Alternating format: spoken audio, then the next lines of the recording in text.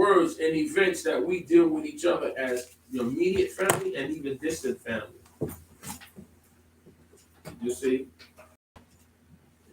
All of these things. That's right. We do. So there's a Yehuda, there's a Yosef in every one of us, our personalities. And we have to remember that because we can become them. They're our forefathers. And the very some of the things they thought and done have been done to us and others. Right. So we have to understand that we have to control our behaviors and our actions and even our words can be offensive to one another. You see? And these are things that you should be able to extract from Torah. Not just read through it, but look in here and delve into the information that's in here. These words that Yehuda delivered are very profound. And it shows you that how parents should be close to children, and children should be close to their parents. That losing a child is so devastating for any parent. That's right. Elder, younger, doesn't matter. And yet a child being separated from his parents and losing a mother, as Joseph and Benjamin lost their mother, how it could affect them in the future.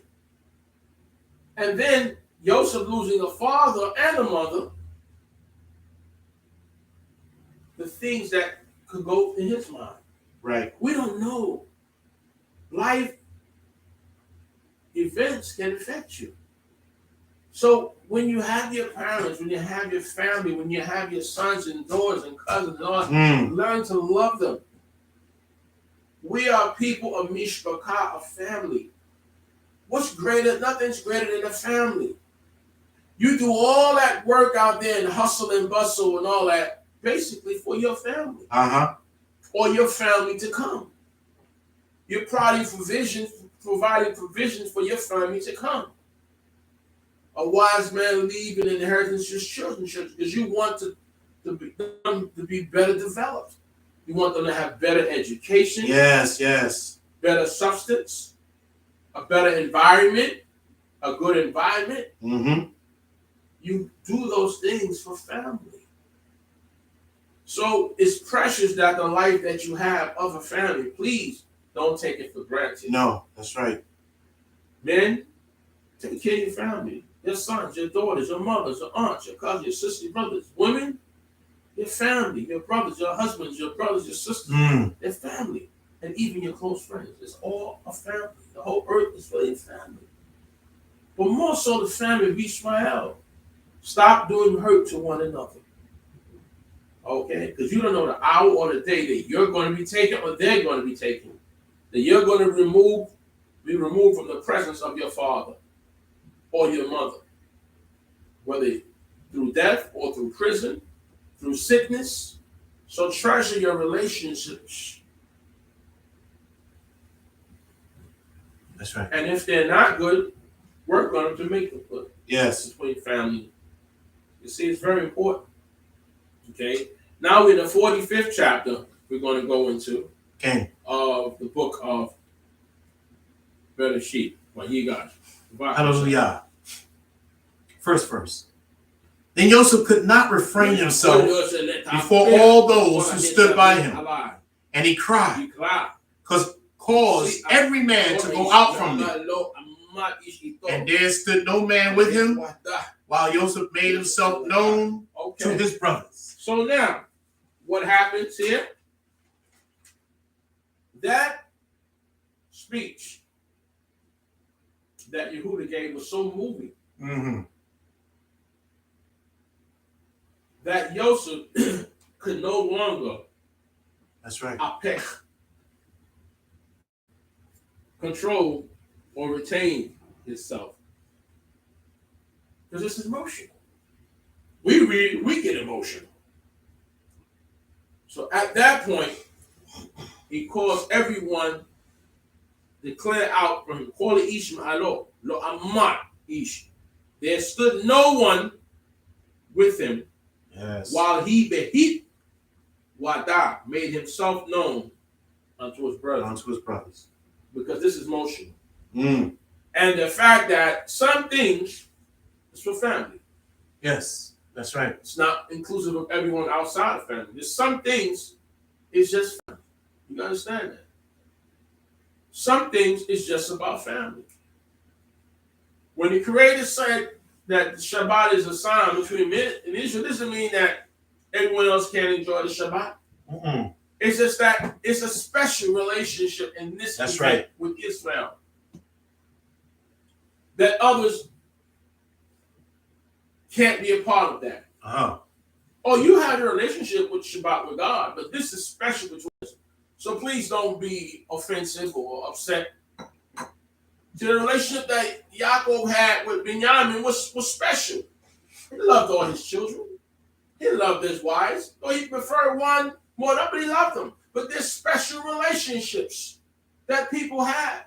Yes. There's a special relationship that the Creator has with you, Israel, that he doesn't have That's right. That's right. You see, that's special. We're built on it. It's special. You see. So Joseph had everyone leave because everyone is not supposed to be there in that event. Mm-hmm. Sometimes you have to dismiss it. Some things are just for family. That's right. And close friends. That's it. And some things just straight up depends what it is. You have those moments. Okay? Well, it's just about family. Israel sometimes is just going to be family. And others may come at later events. Sometimes when certain funerals of dignitaries and celebrities happen, they say we just want it private. We just want family. That's right. Okay. It's not negating everyone else in their life, but no, this is sometimes just for family. We have to understand that. Give them their time. Well, Joseph had everyone leave. Okay. That's right. So that now, because now he's going to an emotional state, a weeping, which as a dignitary and a leader is not always good to show. Right. Because many people may consider that as a weakness. The only president we know, well, not the only, but you saw President Obama cry. You saw Biden had a little something with certain things, you show compassion about, But some people may consider that weakness. and you don't know about the people around you, your workers, if they're going to lose respect. But some things is only for family. It's not for everyone else. For that moment. Okay? So he calls all, which was a wise thing, to leave while I deal with this. See, that's discretion. And sometimes what you can extract from this is at all times your words and actions shouldn't be public. Some things that you have to take indoors with your family, with your spouse, with your friend. Uh-huh. Not outside, because the world shouldn't hear certain things. That's right. We got to go inside and talk about that. This is not the time or the place. No. We'll deal with that. We have to be discreet, people. When we deliver, how we deliver. Talk about it. You understand? To make sure that these words don't lay on the wrong ears. Because it could be damaging to us as an individual or as a people, as a nation. Uh-huh. So all those who are working within Yosef compound has to leave right now while he make himself known or go through this emotional state with his family. Okay? So now, because he cried out, clear out every man. He's emotional now. He's been separated from his family for 22 or some odd years. Yes. Come on, you kidding me? When you haven't seen a family for years, and in a fashion that you've been separated from them, it's very profound. And many of us have experienced similar things, or someone like we can recognize that. Okay? Mm-hmm. Second verse is what? King. And he wept aloud. And the Egyptians and the house of Pharaoh heard. So now the others heard him. He wept aloud. He cried out. Everything that's bottled up inside. Yeah, he's a great man. He's been progressive. He's been elevated, but it doesn't mean you still don't have things that happen to you that you're emotional about. You see, people think because things are going well with you outside, don't mean that inside is not hurting. That's right. Okay. We had a saying at the job that, hey, how you doing, bro? So I'm just making it look good, bro. Making the person good. Hey, making it look good, baby, But you really hurt inside. So you don't know what people feel inside. Yes, what's in you will come out you. But a lot of times we feign things. We just, we're making it look good. We don't want anybody to know we're hurting. Or you definitely don't want the enemy to know that you're hurting. Nope. Or those who are not for you. So you hold up. You hold stern. That's right. And you get inside closed doors, you may, I just said, waiting to exhale, or cry, or yell, or scream. Get that drink, that smoke, whatever on, because wow, there's things and you feel that you cannot let anyone know. Because sometimes you're vulnerable, you can't let people know. Male or female, you become vulnerable because people will take advantage of that or use that in the wrong way. So he cried out loud, but Pharaoh heard. That's right. Okay. And third verse says, and Joseph said to his brothers, I am Joseph. Does my father still live? And his brothers could not answer him, for they were troubled by his presence. When he sent everyone out and he cried, I'm sure his brother was like, what's going on? I'm waiting. That killed. And then the Pharaoh and congressmen and senators of Egypt, or those politicians of imagine they hearing what's going on with Joseph. You're going to send an army to him? Why is he crying? Got bodyguards outside the door. That's like the president saying, everybody leave. Even you, Secret Service, you got to leave right now. I want to speak to my family alone. Ears down. Take the ears down. Yes. They always listen to everything, has to be recorded. Off the camera. All right. So now, and his brothers are still amazing. What's going on? So he says, I'm Joseph. I am Joseph. Okay. More Joseph Elechais. I need Joseph. I am Joseph. Do my father yet live?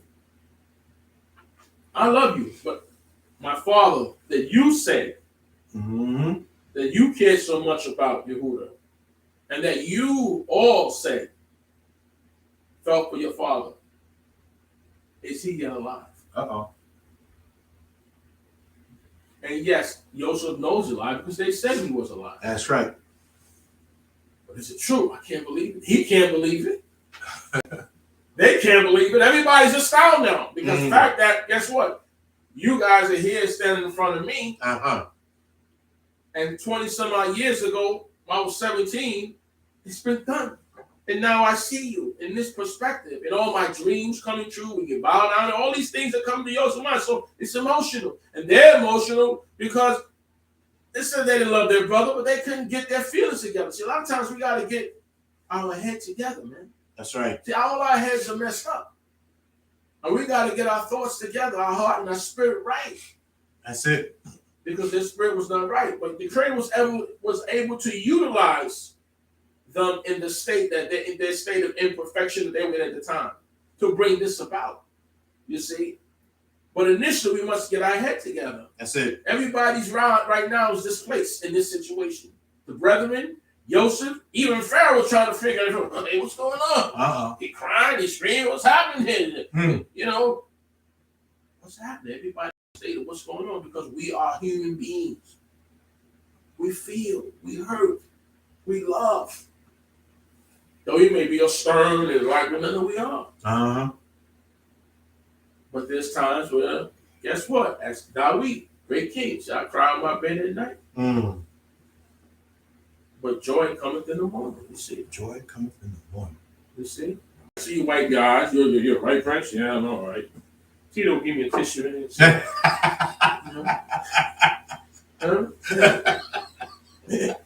People don't know what a tissue. You don't know the things that's on your mind. And yet, it seems like you have the cars, houses, you have all these things, all these material things. But if your head is not right, that's right. If your peace is not right inside, all those things really don't matter. I mean, they can help you for the moment. They can take your consciousness or take your a short while. You can have all the toys that you want, all the cars, all the money, jewelry, all the houses. But until you have inner peace and inner progress, all those things that just doesn't matter. So people go commit suicide. You're like, why did that person do that? Hey, you never know what's happening on the inside. Because we're all looking at the exterior. And because people don't show emotion or show that they're going through something or even say it, we think that they're fine. Yeah. We said, Mashalom, how is your welfare? How is your peace? Well, how is your peace? Let off inside, because people don't know what's in your head, your experiences, your trouble.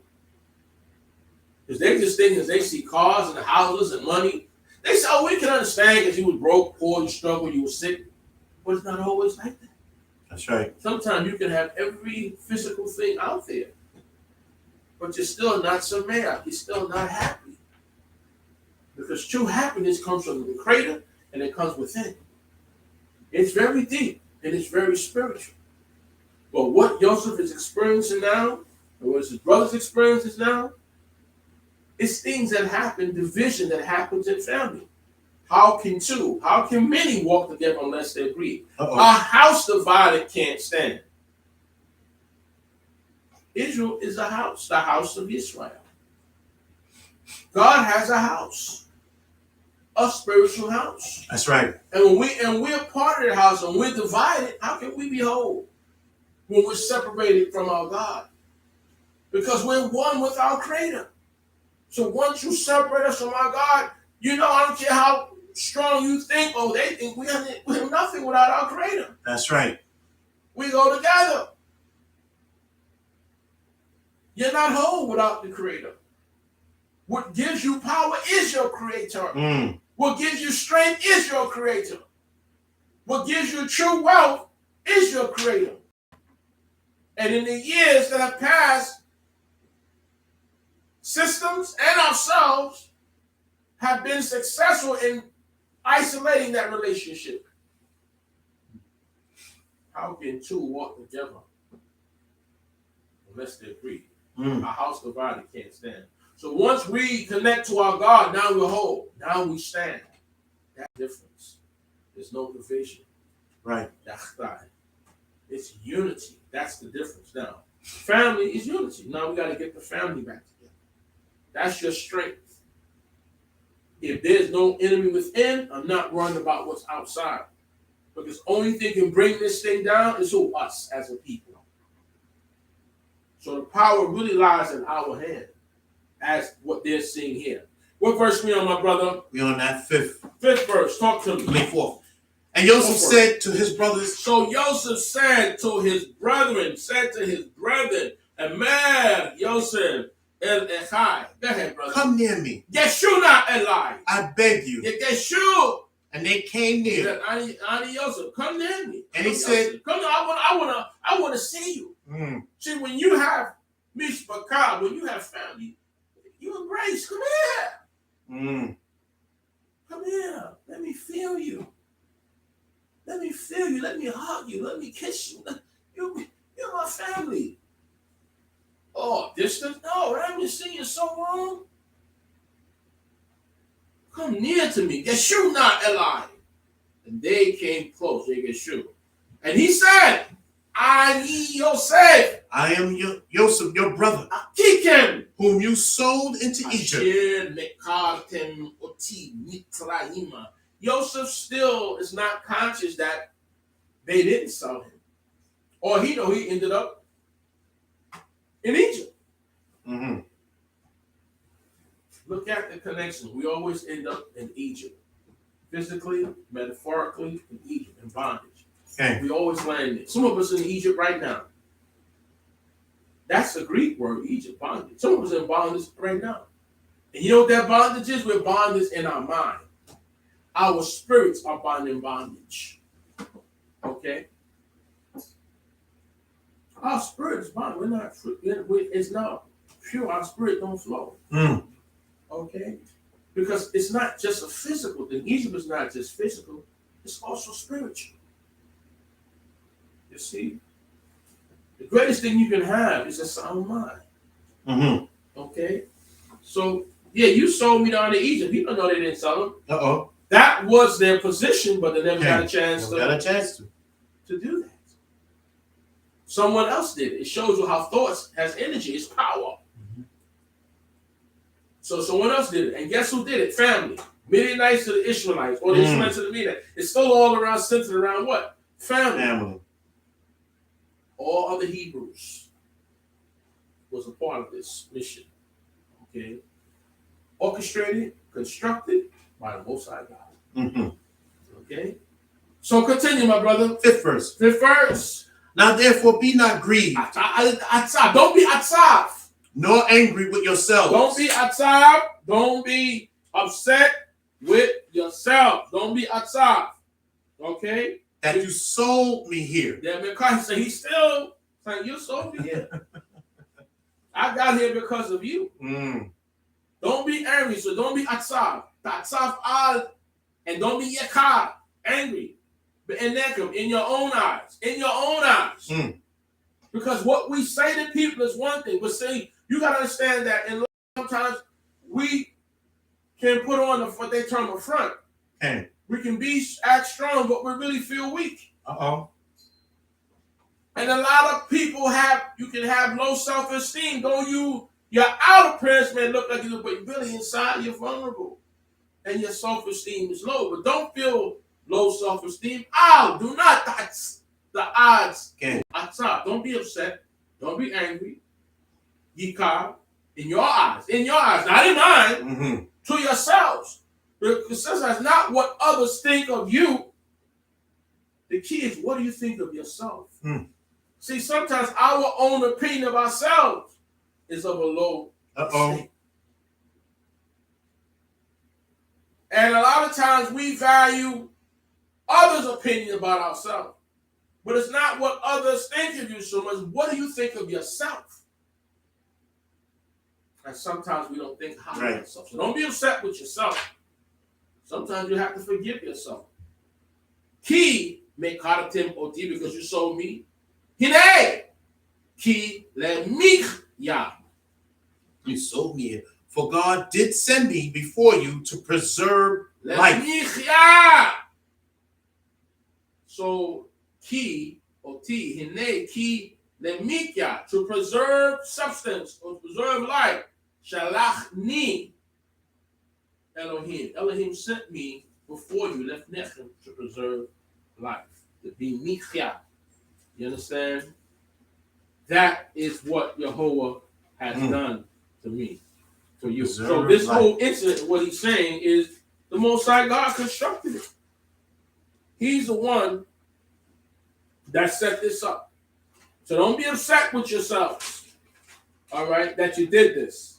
Because God has sent me here to be a michya, a source of suffering, a source of life, the source of living. All right, why? To provide for you at this point in time. There are people who were born to provide, to service you and I in this day and time. That's their purpose. They may not know it. You and I may not know it. But they're here for that purpose. The Creator has already set things up ahead of time. The knowledge that you're getting, the information that you're getting today from the various places and sources, guess what? The Creator has arranged that. Okay? So that you can have the things that you need spiritually as well as physically. He provides. Okay? Michya. God has sent me here as a provision to preserve life. That's very deep. Continue, my brother. Sixth verse. For these 2 years has the famine been in the land, and yet there are 5 years when there shall neither be plowing nor harvest. Okay. So now, what verse you on? That was the 6th verse. What he's saying to them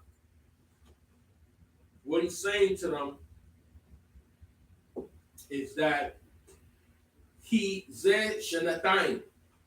that this has 2 years of the famine, Ra'ab.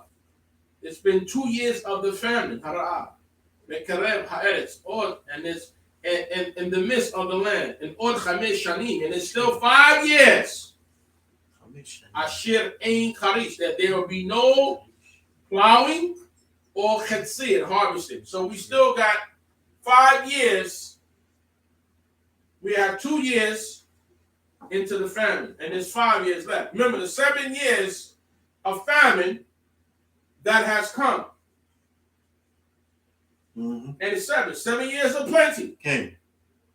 Then there's 7 years of Ra'ab, of famine. So, what I have said, when Joseph stood before Pharaoh at 30, and 7 good years that came, when he pronosticated that, he was 30 years of age, roughly. And he pronounced 7 years of famine, 7 years of good. The good comes first. So in those 7 years of famine, Joseph was 30. In the good 7 years, that means he was roughly 37. And he had 7, and now when the 7 bad years have come, all right, that means he was 44. In chapter 45, when Joseph stated there is still 5 years remaining of famine, that he was 39 years of age. 39. At this point, he's 39 years of age because there's still 5 years to go. Okay? Just do your numbers all around. Let me put exact one around that figure. Okay? Joseph was 14 years in rulership before he was reacquainted with his brothers and family. 14 years already before that even happened. Remember, when it came down to get food, the famine was already set in. That's right, 2 years in. So what about all those 7 years that was going before? They wasn't down near them because guess what? Everything was nice. Yeah. Years of plenty, yes. But now when the famine came, now it's no food in Canaan and other places, but there's food in Egypt because Egypt, what? In those good years, they put food away so that they had the bad years. That's right. All right. So Joseph was 14 years in rulership before he was reacquainted with them. Joseph was 39, from 17 to 39 of years of age. He has not seen his family for roughly 22 years of age. Okay? For 22 years, Shabbat Shalom. So 22 years of age, Joseph have not seen his family. Just do the numbers. So we're basically doing the figures of what Joseph, or how he would be aged at this time. And again, the whole point of what I'm saying is the length of time that it took. Okay? And just imagine 14 years of age. 14 years of age, or 22 years of not seeing your family. 22 years. And 14 years, let's just say the first 14, because again, this happened, he was 30. So 7 years in that 30, then he was 37. That's just the good years. And then when the bad years came, okay, you're talking about add another 7. So that's what made you talking about in a total of 44 years of age. And in those 14 years, Joseph never still sent back to see how his family was doing. So ask yourself that. If you in power, position, why wouldn't you send back for your family? Say, let me see how Ab is doing. Let me see how my brother is doing. Remember when Joseph came out, when he came up to be, he said that he named his son Manasseh, right, to forget his father's household. That's right. There are people in life who want to forget their family because they've been through so much with their family. They're like, I'm right no more. Oh, yes. There's family members that are missing by choice in the world today. Mm-hmm. By choice. And sometimes they don't reacquaint themselves with each other for years because of events. That's why I say you must understand this is about mishpacha, this is about family. Yes, indeed. And the things that we extract from here, how precious family is, and the things that we do to each other can cause hurt throughout years. Mm-hmm. And they say, well, absence will make the heart go fond, the time heal all wounds to some degree. Well, look at the time that Yaakov took away from Uncle Laban. Then he comes back home how many years later? Mm-hmm. To see what? His brother, who comes to meet him with 400 men. Yeah, because people still have things within their heart after years. Mm-hmm. But yet, having that within his heart with 400 men, that's for sure royal greetings. Yeah, but maybe he didn't mean so good for him. But the Creator can change the heart. Yes, indeed. You see, he loved him, but you still hurt me. And that's why Yaakov, over a period of time, was trying to constantly appease him. Because Yaakov, listen, people nurse things. You did this to me 40 years ago. But people nurse their anger to where that event happened 30, 10, 12 years ago, but they still want to nurse it. They don't let it go. How many Yom Kippurs came and gone? They didn't let it go. They didn't let it go. So that's the whole thing. That's right. So even now with Yosef, the thing is, he remembers. So my point is that remember before we do the harm to a loved one, to a family, to a friend, just know that it can have a point in their life where it affects people change. See, you're a product of your environment. You're a product of your experiences. So why bring hard things upon each other? Okay. Because people hold that. Some people take it to the grave with them. Because those things can evolve into cancers and illnesses. Sometimes you can be so upset that it releases the cortisol if you're male, which turns to estrogen, which causes cancer. Can cause cancers. Activate. Okay, activate. You have various hormones in your body. You see, based on the events of your life, which hormones are released. So just think about that on that way, on an analytical way, when it comes to the body and mind, and how much more the spirit. But that's why it must be done that way. Michia. All right? And he still doesn't understand or conscious that they didn't sell him. That was their intent. But it didn't happen. And nevertheless, he lets them know we have 5 years to go. Okay? To complete this. So all these years that he was there in position, he can send back to inquire. Mm-hmm. It's the Creator that said, hey, okay, it's time. You're going to meet your family again. It was all orchestrated by the Creator. So now his 10 brothers are down there looking for food. Right? Because if it's up to Joseph, you don't know how long if he would have went back to check. But he had years to go check, but he didn't. He didn't have to go himself. He had servants. But it shows you in life where we could go as people. So understand that. Man, you didn't call me all month. Okay. Sometimes you call people every day. Some people you don't speak, and some people take it offensive. You don't mean no harm. Nope. But it's just where you're at that time. Because you didn't call them in a month or a week or whatever. You know, the world got to be mad with me because you called me today. I might not get back with you for the next year. If I don't check my email. I don't check my emails. I don't even check my calls every day. And if I don't know the number, I mean, really. So I'm like, oh, man, I called you last week. Oh, that's last week? Okay. But it's not intentional. You see? But some people handle that. Well, you didn't call? No. Well, it's not to be offensive. I'm just saying. So, you got to look at relationships. And that's what this is about, relationships. This is you got to see yourself in this book. Okay? And know that we don't want to cause harm to our loved ones. You don't cause harm to the things that you love. Not intentional. You should. What verse 1, brother? We on verse 7, chapter 45 of the Sefer Bereshit, the book of Genesis. Okay. And Elohim sent me before you to preserve you a posterity in the earth. Okay. You see? And to save your lives by a great deliverance. By a great deliverance. So, the point is that what he's letting them know, Jehovah has sent to me ahead of you. All right, Lasum, to establish, to put in place a remnant. Mm-hmm. So is that? See, we may not like how it happens, but it's happened. The day is always Shalit.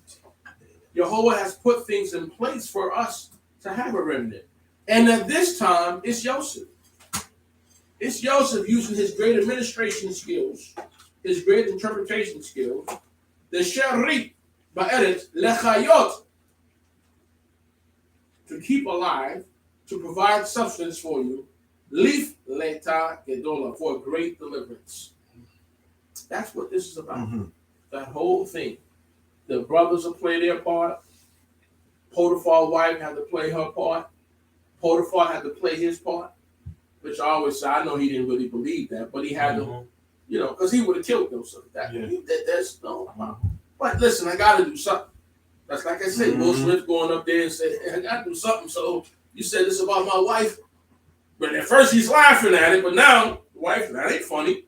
So he goes up and do something which causes a problem, right? So, I mean, let's look at it. Yeah, keep my wife's name out of your mouth, right? But my point is that, I don't do this for I believe that, but put him in prison. But it's still orchestrated by the Creator. And in prison, he gets with, it says Yah's with him, he does his administration skills, and he becomes head of the prison. But these two vital people are there for a reason. They offended Pharaoh because that was a plot. They had to offend Pharaoh to go to prison because God uses lives to what? Affect his will. That's right. That's what happens. One didn't make it back. The one did. All right? But guess what? He didn't remember Joseph right away because he wasn't supposed to. Those who weren't supposed to be delivered right away. If Joseph been delivered right away, then maybe it wouldn't have happened like that. You see? Because Joseph was there to interpret a dream. A dream that his short brothers could, because they're a family of interpreters. But it was for Joseph. Pharaoh's servants and magicians couldn't interpret it because it wasn't for them to do it at that time. You see, that was Joseph's position at that time. When the Creator has given something to you, can no one take it away? That's right. A skill, an event, a time, it's your time. When your time comes in prosperity, can nobody rain on it? Only one can stop that is you and the Creator, based on what you do and how you behave. That's it. So everything had to happen in place for Joseph to get to this point, from prison to Shalit as a provider or a governor, like Nelson Mandela, from what? Prison to president. You see, just he's vice president. That's the difference. But everyone has to play a part in this, and that's what this is about. But you have to see yourself in here. I'm here to preserve life for a future generation. The things that are happening now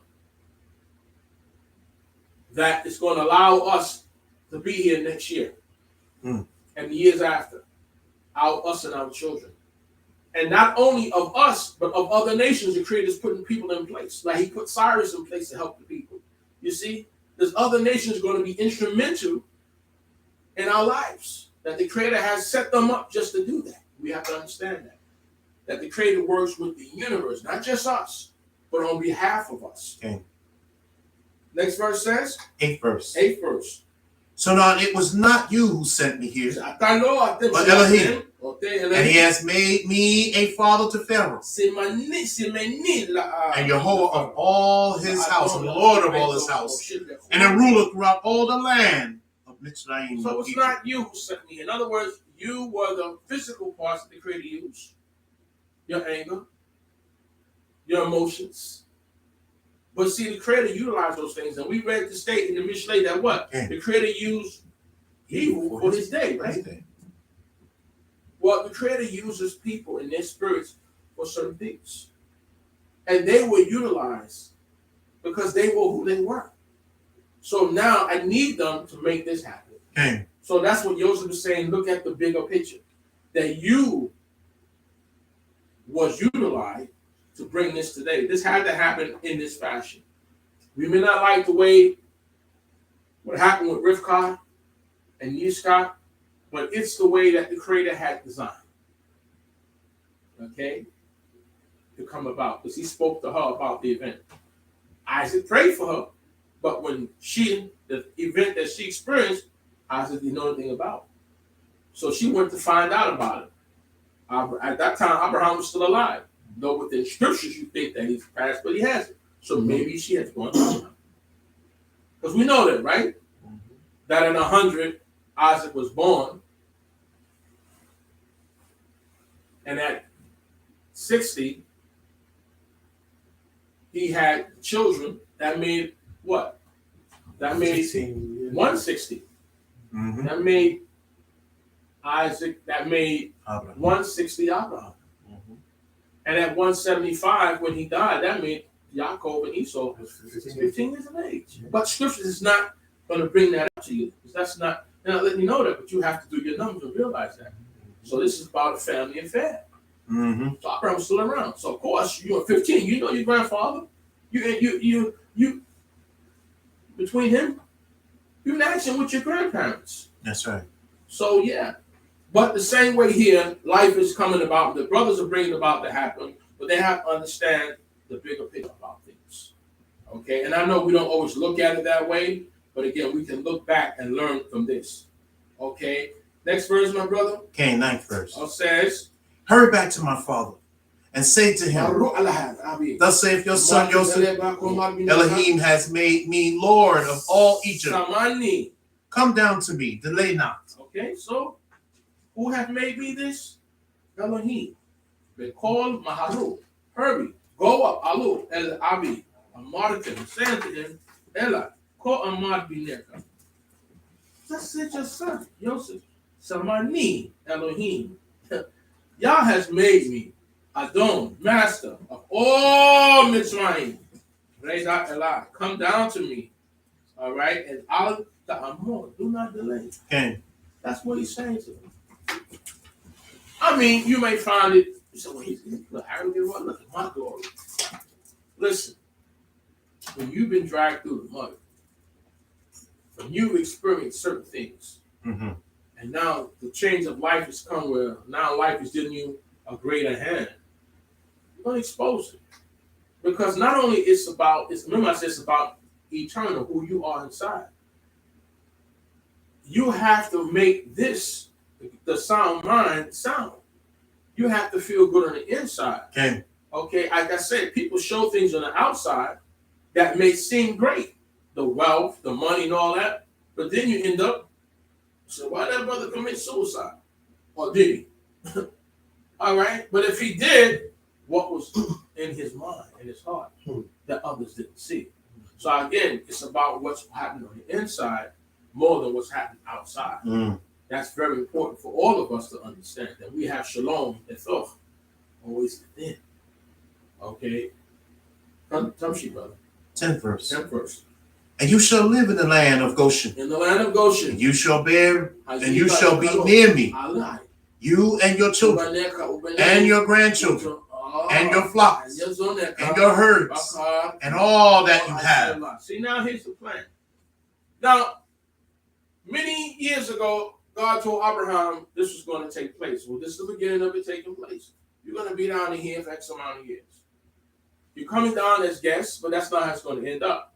But the point is that the Creator always put people in place. Whatever time and region or captivity, there's always people in city government, federal government, state government to assist us. Always. Okay? Whether they know themselves or not. Whether they of us or not. The fact that the Creator put people in places. And the thing is that Joseph is now in place for what? To assist his family. And when you're in city government or position, political position, whatever, help your people. I mean, some things you may not can do out front. Some things you may have to do under the table. But you help your people. Everywhere that we've been, We've always had helpers. You need help. You need Ezra. It's always how it happens. Especially those who are of the Creator. That's very important. So I'm going to get you here next to me. Look what he's saying. And I'm going to provide for you. Because that's what you do. You provide for your people. You provide for your family. You're in a position. Whether you're in a man's position, you're at the city hall, wherever you're at, you help your people.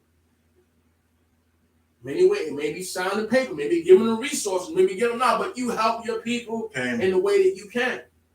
The thing is that what a lot of us think that because it's not on the news, that a lot of people don't assist, but they do. Because you got to understand in the systems that we live in, they're not supposed to help their people in many ways. So when they found out that they're helping their people with monies and the various things, what start happening? They start pulling back. Mm-hmm. They decide who you should spend your money with. Uh-oh. You see, it's not like what we think. So we think we just have millions of dollars, a billion, a billionaire club, and it don't work like that.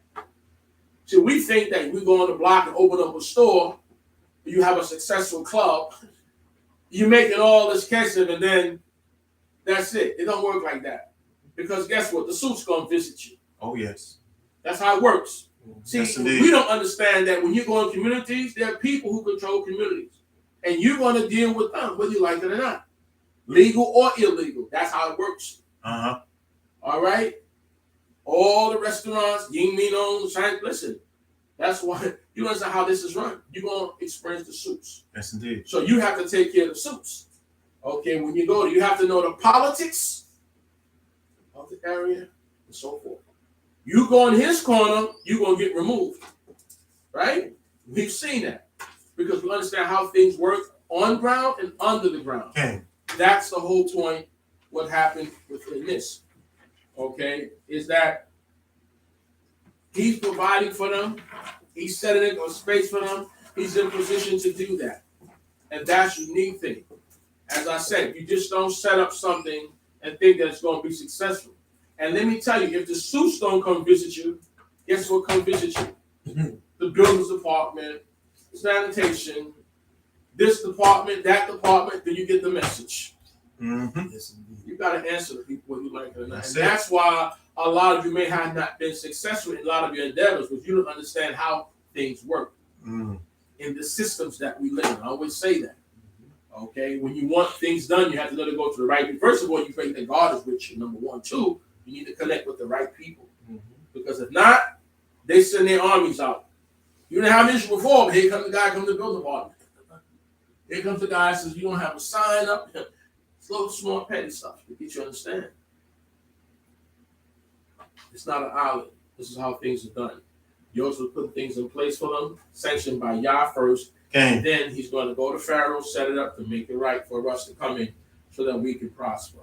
So bring your flocks, bring your herds. 11 says what? Okay. And there will I nourish you. For yet there are 5 years of famine. Least you and your household and all that you have come to poverty. Listen, you come to poverty and lost in 5 years. Mm-hmm. You missed 2 paychecks. Guess what? You in default. 3, you in foreclosure. Mm-hmm. Reality. Mm-hmm. So imagine just 5 years, it don't wipe you out. The pandemic was what? 1 or 2 years? Mm-hmm. You know how much damage it did? Uh-huh. Businesses closed. Never reopened. That was in years of service. Uh-huh. Now, stores like Kmart, says you in a big conglomerates shutting down. Shut down. Let me tell you. So imagine 5 years to go. But what the Creator did? He sent a method through Yosef. When things are good, was and more, you put things aside. So when things get bad, and they will get bad at some point, yes. It's a short time. But Mama said there's gonna be days like this, those rainy days, metaphorically. So you put it away. So when things are not, when you're not working, guess what? You can peel off that little pile in there to get you through. Okay, you can survive because in life things are up. Sometimes they're down. Sometimes you're sitting on top of treasure. Sometimes you're looking up the treasure, hoping to climb that ladder. It's like Malakim said, going up and down. Well, life is up and down. Okay, but the thing is that you survive. All right, and you hold on to the Creator no matter what event. Okay, some of the greatest people who became wealthy was once what? People picking out of garbage. Uh-oh. I always said Tyler Perry, Sugar Ray Leonard, there's others like they talk about who were homeless. Okay? But yet become great because it's about what you can do. It starts from within you. You see, determined to live. You see, and that's the difference. So because we're here today, don't mean we're going to be here tomorrow. And the status that we're in. It's not just getting substance, it's also keeping substance. That's right. All right? You can obtain, but can you maintain? You can get a house, but can you keep a house? Uh-oh. You can get a wife, but can you keep a wife?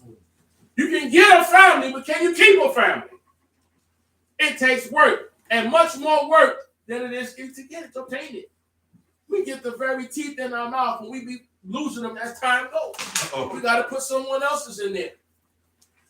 Obtaining and maintaining. Different brothers understand that. You can get a connection, but can you keep a connection? And even obtaining is hard. Can you keep one? Can you put the idea in fruition? That's difficult. So maintaining, okay, it's very different. That's right. Laws of maintaining. You understand how to maintain it. You can get a car, but can you keep that car? Because it comes with issues. It's the maintenance. You can become a people, but can you stay a people? Uh-huh. Look how broken we are. How can you stay whole? It takes work. It's going to take work to take a marriage. It takes work to keep a marriage together. And if you think you got a perfect marriage, what I always say, you're on your way to divorce. You just don't know, but you'll find out on Facebook.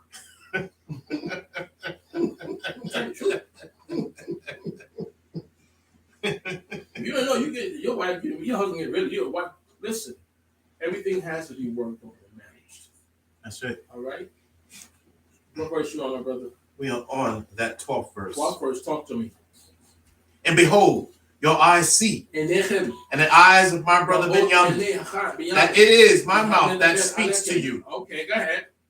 And you shall tell my father of all my glory in Mitzrayim in Egypt, and of all that you have seen. Again, you see my glory. Look at my glory. That means everything that I brought to you, you shot it down. Or you denied it. You took it as being offensive. When I said, well, your sheep bow down to my sheep, or this happened, hey. But tell y'all, even my father said, what do you mean?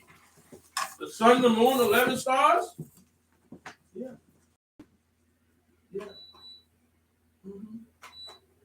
And it happened.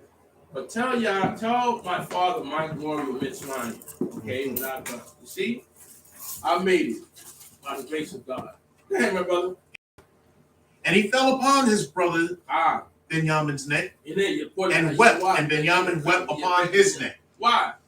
When the last time you seen Benjamin? Remember, 17 years old to 30 to 39, 5 years ago, it's a long time. And only have to meet him in this situation. It's a long time. How long have you seen your family? Your cousins, your nieces, your nephews. Like I say, we are people of family. In and out. And let me tell you something, whether they're in this way or not, they're still family. They're family. And thank God for family, man. You don't know till you be in a situation. You want to see your family. You want to feel, embrace your family. Okay? That's important. Yeah, they make you angry. Yeah, they make you want to, but guess what? That's what family do. But they're still your family. And you still love them. And you still pray for them. All right, so he went and hugged and kissed. And 15 says, and he kissed all his brothers and wept on them. And after that, his brothers talked with him. You understand? That's what it's about. In the end thereof, it's still family. You talk, you hug, and you kiss. Yeah, you did this to me. Well, you did to me here. But you feel family. I mean, those things come out. He was a tattletale. He was always telling everything, but it was for what reason. So they're going to discuss that, but that's family business. And that's one reason why he sent what? All those who were not family where? Outside. That's right. You got to understand that. Some things is just for family. Even Malcolm said, You got to talk shop first. And the other nation, not that they can't join, but they got to wait outside while you handle certain business. Then you let them in. You see, there's certain things you don't do in public. There's certain things that you and your wife are going to do in the house. This is not where we're going to argue this. We'll talk about this inside. Because guess what? There are people watching. And one thing Yaakov said, so that the nations, Abraham saw the nations outside. When him and Lot was going through what they went through with the herdmen, why did it mention the Canaanite was in the land? Because guess what? They're watching. There's always people watching. And what it said, the chain is only strong as the weakest link. And being people of substance, that's when they attack. When you're weak, when you're divided. Because a house divided can't what? Can't stand. So you're weak. So Abraham knew that we can't go through this. Because guess what? They still have enemies around watching him a lot. And that's when nations attack you. The very system that we live in, what? They play on weaknesses. They divide countries. That's what they do. That's how Gaddafi got taken down. You know, what? They cause division. How can two walk together unless the house divided can't stand, right? So now it's division now. And that's when they move in. In your marriage, in your relationship, it's always the outside that's causing division.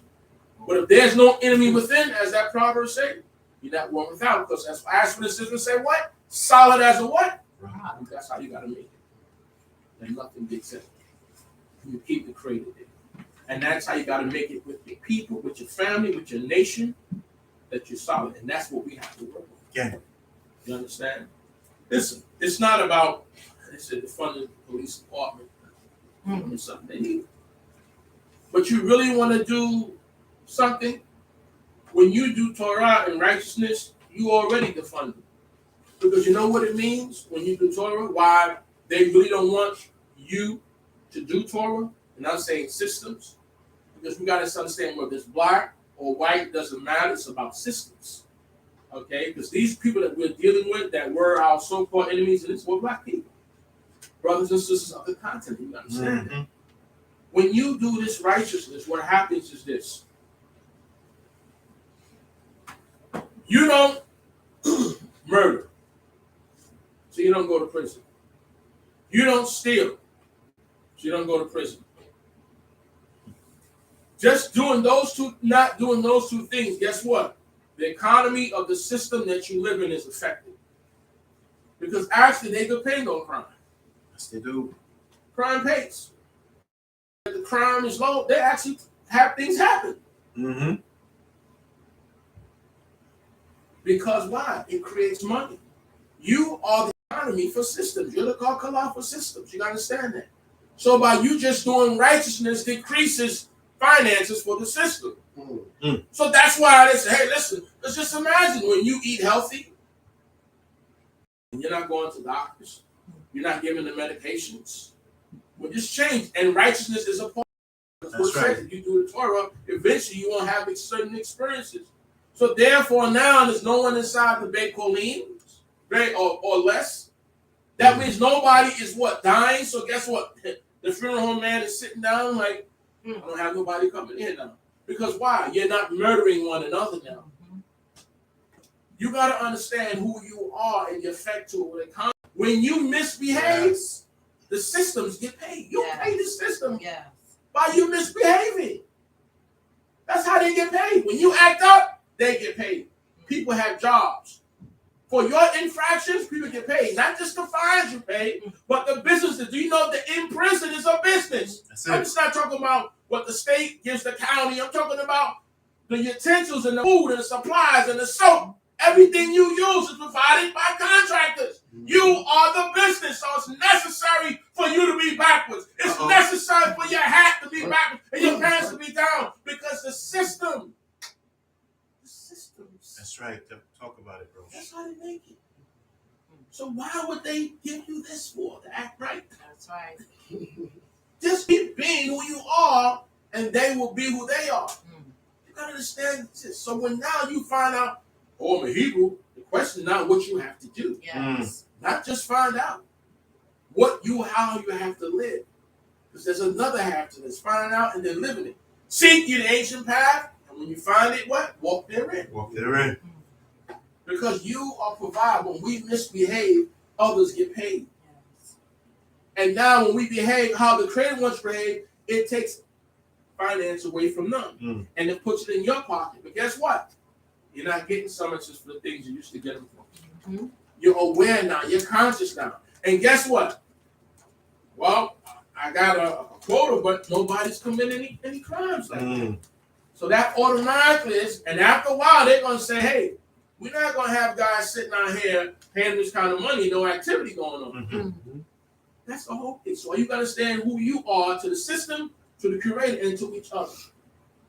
Because you can have diamonds and gold in your soil, but if you have no conscience, it doesn't matter. Right. Who are you? So you can't be the same once you find out who you are. And now want to act on it. Because in the position that we are, listen,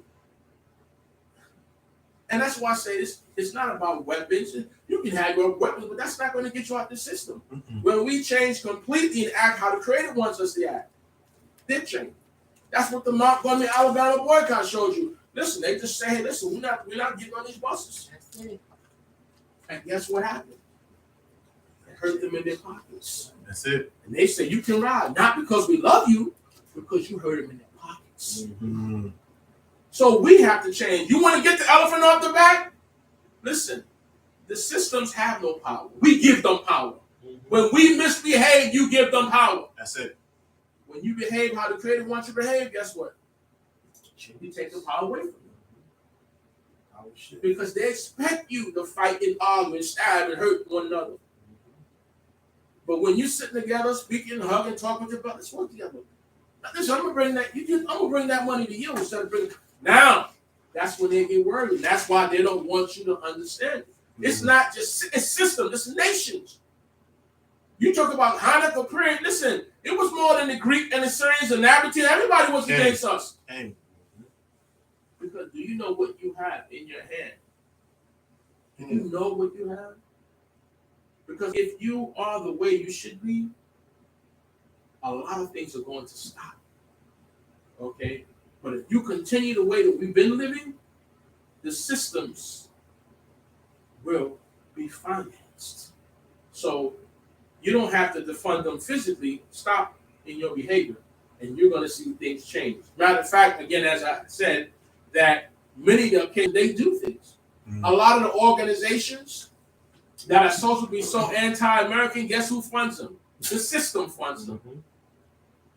Yeah, you're going to find out a lot of these system things, they say, well, the government, no different than the Taliban and all, who's funding it? The same system that tells you that. That's right. Yep. The Bin Laden, they all work for the system. Yes. So they flip. So we got to understand what happens. Okay? Sometimes things are done so they create. That's one day I had a guy, and I said to him, I said, man, you know, they keep writing on your wall. He said, bro, let me tell you something. As long as they write on that wall, I got a job. When they stop writing on that wall, they're going to get rid of me. So you know what? I keep my little something here. I said, oh, yeah. All right. Listen, supply and demand. You got to understand that. So my point is, if there's no crime out there, then why are they out there? Eventually, they're going to start what? Let me tell you something. You think I'm lying. Police departments close down in other country states. They have hours. And one of my hometown, South Carolina, listen, at a certain time, it's shut. They depend on the state trooper. They say because the finance is low. It's right, because there's enough money. You got to understand, economically, there's a way to do things. The funds are not there. So if there's no activity, things got to happen. So don't give them the activities, what I'm saying. Sorry, no silver praises today. I'm buying it. Deep. Just from this, you learn certain things. Finish me out here. 16 verse. 16. And the report of it was heard in Pharaoh's house. So I call it the report, the voice, Nishma made Pharaoh. So Pharaoh heard because what? Things travel. They don't need the cell phone, don't need the text. Things. Listen, I always said the best advertisement is the word of mouth. Not how many cards you give out, but if you do something good or have a good product and they get around, others are going to know. If you have a bad product, they're going to know that as well. Go online, you start seeing the reviews. Okay. Well, I ain't getting that. All right. Deep, very deep. Go ahead, brother. And Joseph's brothers have come. And it pleased Pharaoh well and his servants. Why? So nothing more than him. Why? Because it's about Egypt. Listen to what I'm saying very close.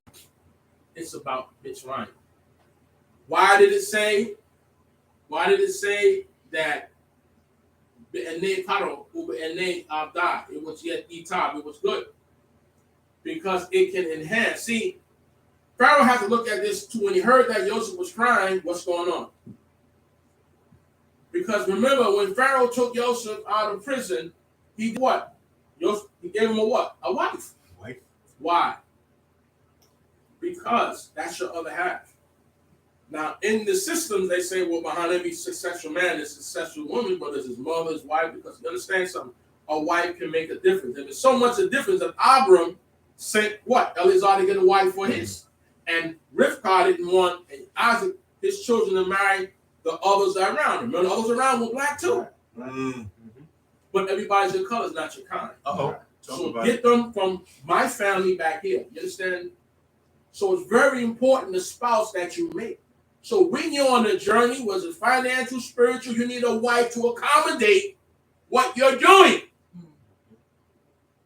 When you're the president, you need a wife to accommodate, because everybody's not presidential material. No. Because you're going a lot, and she's not one that can take you going a lot, or she's not. You got to understand that.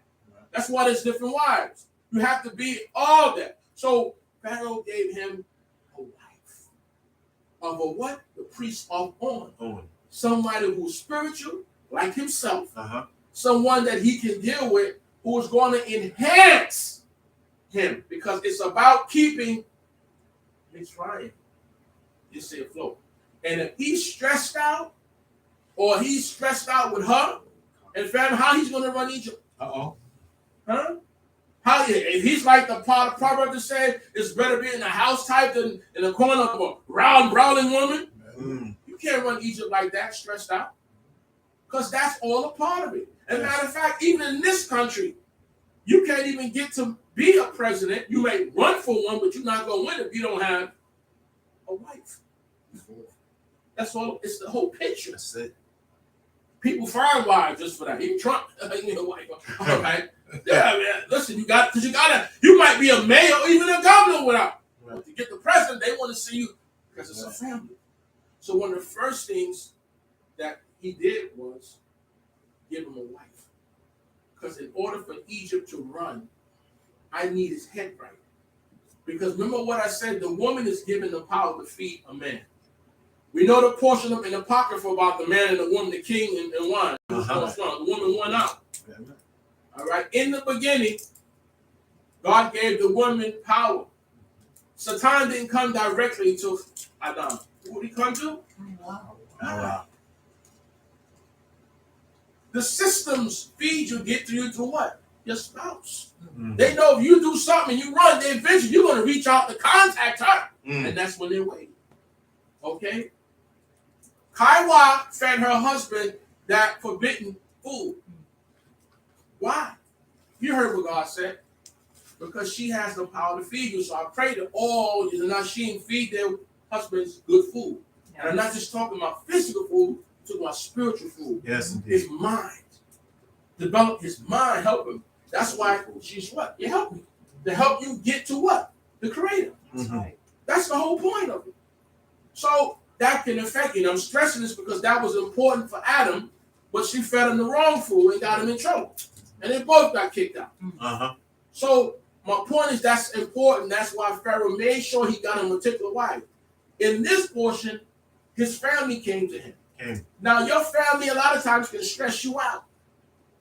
Okay? Because what Pharaoh is concerned about is running his country. So he don't want Joseph to be stressed. So that's why it says that it was good in Pharaoh's eyes. And whose eyes? His servants. Because Pharaoh has advisors and people. And it's good. Is Joseph okay? Is his family one of those bad guys, the sons of Gilead, or is he good? So they're going to help enhance him. So by him having his family here and they're men like him, we got a better Egypt. we have a better Egypt. That's why it says it was good in this side. Because it's going to enhance Egypt. I gave him a good wife. He found his family. Now, when we heard the cry, we had to wonder, because I don't need him stressed out. It's been successful. Potiphar even realized that. You see? The right environment. So when you're an employer, you got to understand you want production, take care of your workers. And they're happy. They're loyal. It's a difference. That's why it says that. Okay, 17 says, and Pharaoh said to Joseph, say to your brothers, do this, load your beasts. So now Pharaoh is in on it, see? He just think, he have to get people on board. Look how he does. Pharaoh is now, he may be a Shemitic Pharaoh this time, but he's on board with Joseph. Tell your family and your brethren, do this. Asul, ta'anu, load up your beef, your animal, your donkeys. Okay? And go to the land of Canaan. Right. In other words, you're going to take stuff here to go back home, provisions. Because remember what I said, the Most High God utilized others to feed you. Don't bite that hand and feed you. You got to understand your purpose. The Creator utilizes others to get you. It says the wealth of the wicked will be given to the who? The righteous. That you will inherit the wealth of many nations. Listen. And that's from knowledge to substance. And what we always say, in order for something to be wealth, the first rule, you must what? Own it. The second rule, you must control it. And the third rule, you must be able to pass it down. If you can't do those three things, it's not wealth. Torah is wealth. And so is substance and inheritance. A wise man leaves inheritance to his children. Part of that inheritance is Torah. Okay? So now, go get you. Load up your asses and to the land of Canaan. 18 says, Came. And take your father and your household and come to me. I'm sending you provisions and stuff for the way. So a lot of times when you start a job or something, you got to say, well, I need money just to get to the job. You know, it's time to get the first check, right? So where you going to get that from? To start out? Well, listen, Pharaoh says, I'm sending you back home with wagons and stuff to maintain until you return. So you're going to go back with food and substance, because that move is a great move. It's going to take us. It's going to take months to set up, to get everything settled to move. It don't happen in a day. So the same way you start a new job, you have to have provision along the way until you get there. When you're trying to start a business, you know how hard it is to start a business? And then you got to pay the business, you got to pay the storefront, you got to pay the landlord, and then where you going to live? That's why a lot of other nations live in the store. They live in the store. The Chinese live in the store upstairs. Right? They got smart. We ain't paying another rent. We're living right in here, in the business. They can live in the back, live upstairs, whatever. Then later on, when the substance goes, you can go out and buy a separate house. Yes. Understand how it was. You got to do all this stuff. And then some people got smart and say, hey, you know what? I'm going to take the Abu, the job, J-O-B, just over broke for right now. Because as I often tell people, job is not about being rich. No, shoot, basketball, celebrity. J-O-B is about stability. You know, you got the same substance coming every week. But now it's up to you to take that second step, is to build wealth. You see? That's how you do it. That's just going to be split. And as Obama said in the past, that, well, as senator, I want people to have good medical insurance like McCain and I have. But yet, all the senators, they're federal. Some of them, but wait a minute, that's a job. They get benefits, they get a pension. But most of them are millionaires. Not from the job and sense of the money, the job, but what? Because they using that as a stepping stone to build their company. They all got companies. I read where Nancy Pelosi's worth $120 million. But yet, she only make $200,000 a year. How do you figure that? People, you got to understand. It's used as a stepping stone, and that's what it always is. Politics is designed about money, where the money goes. That's what it is. Like it or not. Where the money goes. And who gets it.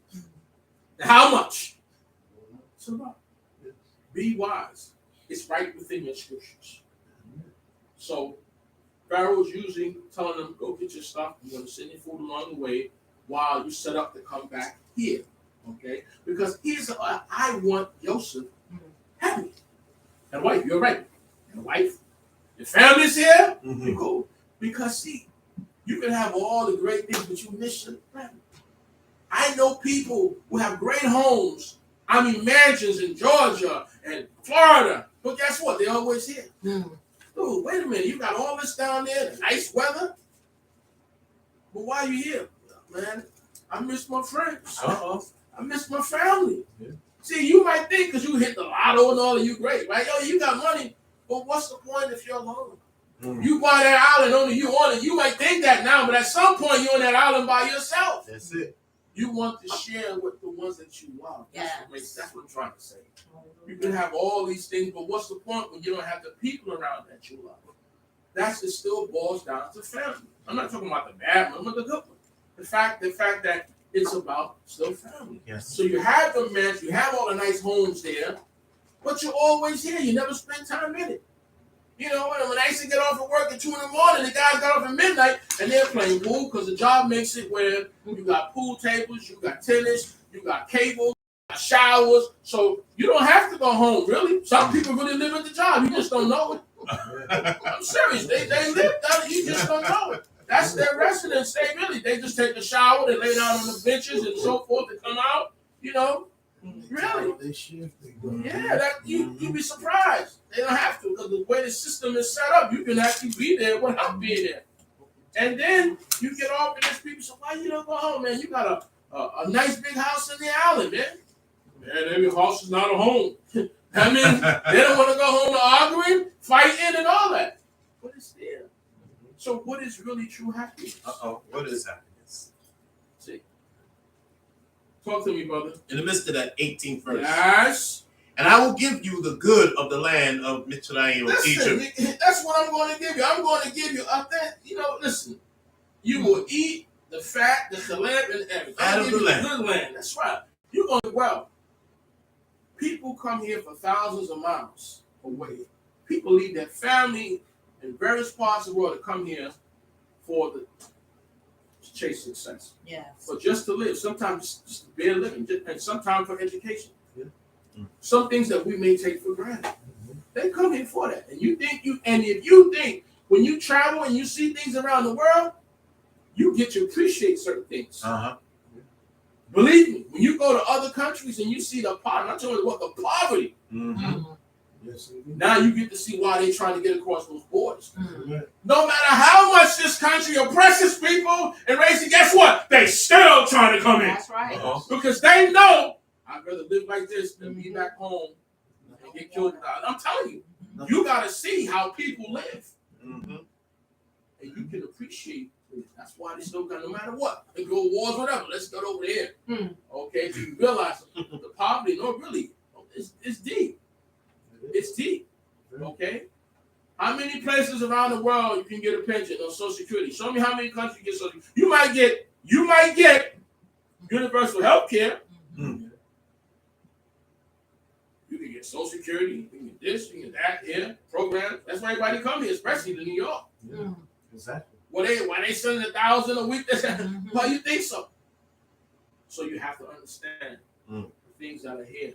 What creators even put here for us. Yes. How to utilize them to our advantage. Understand that? That's why there's a Joseph in Egypt, Esther in Shushan in the palace, Daniel in Babylon. They're those who are there to help you. We say every week, the earth is the Lord and the fullness thereof, the world and they that dwell therein. It all belongs to Christ. That's what we say. But do we believe that? It's here for you. What did one man say to the 10 that went out? They're bread for us. They're bread for us. Caleb and them stole them, right? They couldn't see it. They're giants and they're so what? The bigger they come, the harder they fall. They're bread for us. That's what Yehudi think. As a man thinketh what? So is he. 12 million Yehudim in the world, 6 million in America, yet the control of finance in all the world. How can that happen? It's an accident? They don't like each other, but they're using something as the basis. So you want to know why nobody's trying to give you this?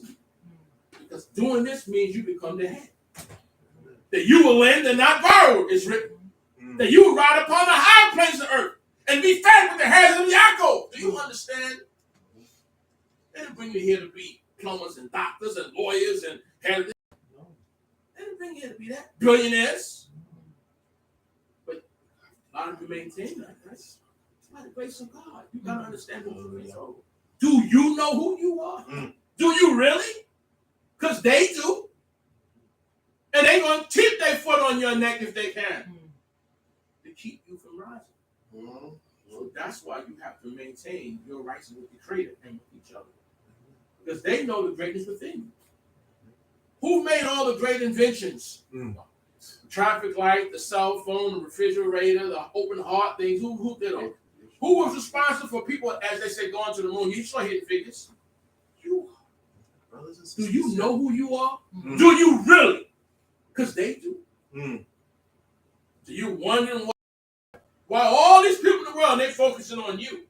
Because they know who you are. And they're afraid that you might take your rightful place. Yes. Once you get off those drugs and alcohol and all those things that's clogging your brain, okay? Once you do that, and you wake up out of the coma that we in the comatose, hey, what am I supposed to be? What I'm doing? That's the whole point. That's right. Why it's out here.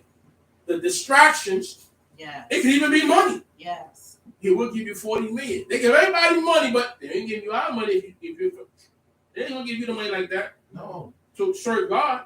But the Creator directs the money your way, shows you how to get that. Individual who work with to get it, but that's not prominent that they're gonna give the people of God money. Why? Because then it's gonna help you become who they don't want you to become. Want you to be successful. Let's face it, it's the reality of it. Okay. But regardless of what they want, it's about what the Creator wants. Yes. Hallelujah. That's where it's at. I see. Okay, 19. 19. Now you are commanded to take your wagons out of the land of Egypt for your little ones and for your wives, and bring your father. Who are you bringing them for? Who? Your little ones? Little ones. Your wives? Your wives. It's about family. See, when you have success, they have success. When you do good, they do good. Because you leave an inheritance of Torah and wealth behind to what? Your family. That's right. It's not just about you as the systems that may think that you come up north and it's about you. No, it's about a family. It's about a mother, a father, a sister, a brother, a wife, a cousin, an uncle. You eat, we eat. Like in the South, we say, go take this down here to Uncle so-and-so. When the crops come in, everyone eats. Mm-hmm. This person who you share the bed with or sleeping on there is your cousin. But you grew up brothers, like family. You eat. Maybe you don't have nothing to eat. You pass down those old overalls to each other. You are family. So when you prosper, we prosper. So we can't go up, you go up. Because it's your job to reach down and say, hey, come on. That's the difference. There you go. Your children, your little ones, it's all about family. Go get them. People, do we understand? Go ahead, brother. Also, give no thought of your goods. See? For the good of all the land of Mitzrayim is yours. Y'all said, King Israel, listen, don't worry. Do not pity on what? Collecting your furniture. Listen, don't worry about your stuff. We got better furniture in Egypt. Okay. You think that you got furniture here, you go down south, because where they make the furniture, where they used to make it at, because very little stuff is made in America anymore. America don't produce a lot now. Everything is outsourced. And as much as you may not like the Chinese, they make everything. Even the name brand stuff. You know, made in China. Oh, this is Frigidaire, made in China. Everything. So what's made here? Nothing. No manufacturing. All right, so China. T1. Everywhere else. So they ain't complain about economy. No. They don't care if they only make $2 an hour. That sustains them there. But you gotta understand that.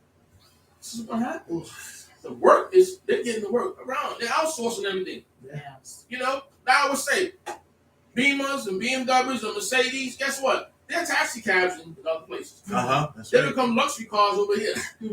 But that's what they use in other. I mean, that's what I said. You travel, you see it. Right. Yeah. That's right. You know, they hype up the price and they get here. Dude, this is a carrot over here in Germany and other places. That's Really? true. You start seeing stuff. That's true. Then when you go to the 99-cent store and you get stuff, you say, huh? Wait a minute. Then what does it really cost? You pay 3 times as much. Yes. You go to Dominican Republic and I'm like, the alcohol is so cheap. That's right. Like, why am I paying that amount of money when it hit the States? It becomes expensive when it hit the States. And that's why all the celebrities have companies overseas, everything's overseas, and making their clothes overseas, send back to you. You be paying iron, like, so that $200 shoe sneaker you got on it costs $2 to make in other countries. $2. That's right. I tipped the guy $3 in Dominican Republic. The guy said, you know what you did? I gave him $3. A Haitian brother from the other side of the island. He said, no, you gave him 3 days income. You only make $1 American dollar a day. It's 39 to 1. Yes. That's why he's smiling. $3? Yep. You gotta understand. You That's right. understand. Yes. You understand. Yes. Yeah, everybody's over the continent. They bleed the continent now. China runs it. That's right. You say, well, let them in. They bleed everything. They're in Jamaica. They're everywhere producing. Yes. And that's one of the powers America have to hit financially. Because they move, they move. And come in Russia. That's how the game is. See, you don't understand. Even with Ukraine produces a lot of the grain and food for people. You gotta see, it's deeper than what people think and what the television is telling you. Talk about it. Amen. What's going on? That's right. Food and supplies demand. You gotta understand that's what's going on here. Why your shelves are empty. You go in stores and it's empty. The banks are closed. You go inside and say, we're not open today. There's nothing in there. Ain't nothing in there. There's no machines. Oh, we're closed today. But what's going on here? Do you really know what's going on? Talk about Do it. you really know what's happening? You need to know what's really happening. Yes, indeed. Wake up, Israel. Get in contact. Get in tune. What's really going on? That's it. Lines, food lines is all around the block and different people are on it. What's going on here? Can't cash your check. Can't cash your check. That's right. So it's a lot that's happening. But the thing is, you go overseas, the medicine. Family was in Israel a couple of months ago, and the wife was able to get medicine. She said, wait a minute, what do you mean this is only 3 medicines? I got to pay $300-400 in America for this same medicine. Not generic, made brand. In Israel, cheap. It's deep. Wow, look at that. So when you really get to understand, when people go abroad and look at things, like, wow, this is how it is now. Yes, indeed. That's how it is. Understand. Go ahead, brother. King, What verse you on now? the 21st. Talk to me. And the people of Israel did so. Okay, and they can Israel. And Joseph gave them wagons He gave them Aglo. according to the commandments According of to- Pharaoh. See, when you got the president behind you, you good. Gave them wagons to bring their things and supplies back. Yeah, they're wealthy, but they're going to be even more wealthy. All right, come back, because that's what Joseph want, and whatever Joseph want, that's what I want. That's right. Because he's holding up Egypt. That's how companies run. We want to give you a house, we're going to give you a car, we're going to give you an expense account. Okay. Let me tell you what happened. This is years our ago CEO, in this right? country. Years ago, this country needed doctors and certain people, so they took a lot of people from India and places. Okay. But they said, well, listen, we'll come to work in America, but our spouses need That's right. jobs. Yeah. He said, okay. So now every traffic guy you see is from India. Mhm. You know he ain't take no taxes for India, so what he did? Yeah. Why do you think they're in the places that they in? Mhm. The deal that was made. That's right. Because it's a deal that was made, brothers and That's it. sisters. That's it.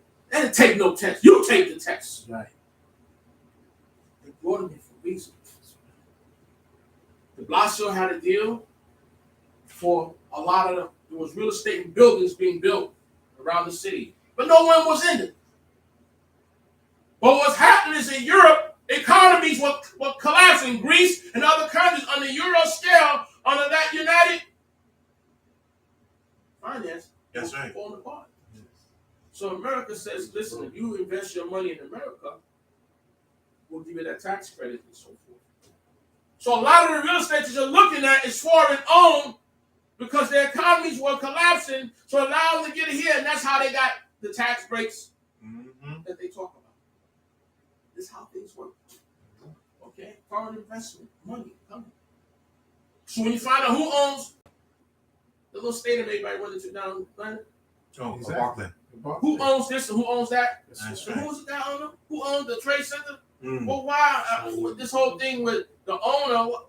When he become the owner of this, I thought it was the other guy. Mm. Other countries own all this place, and all the billionaires that you have among us. Why couldn't we go buy a stadium just that large or bigger and say, hey, we want to stay here. We got our own stadium.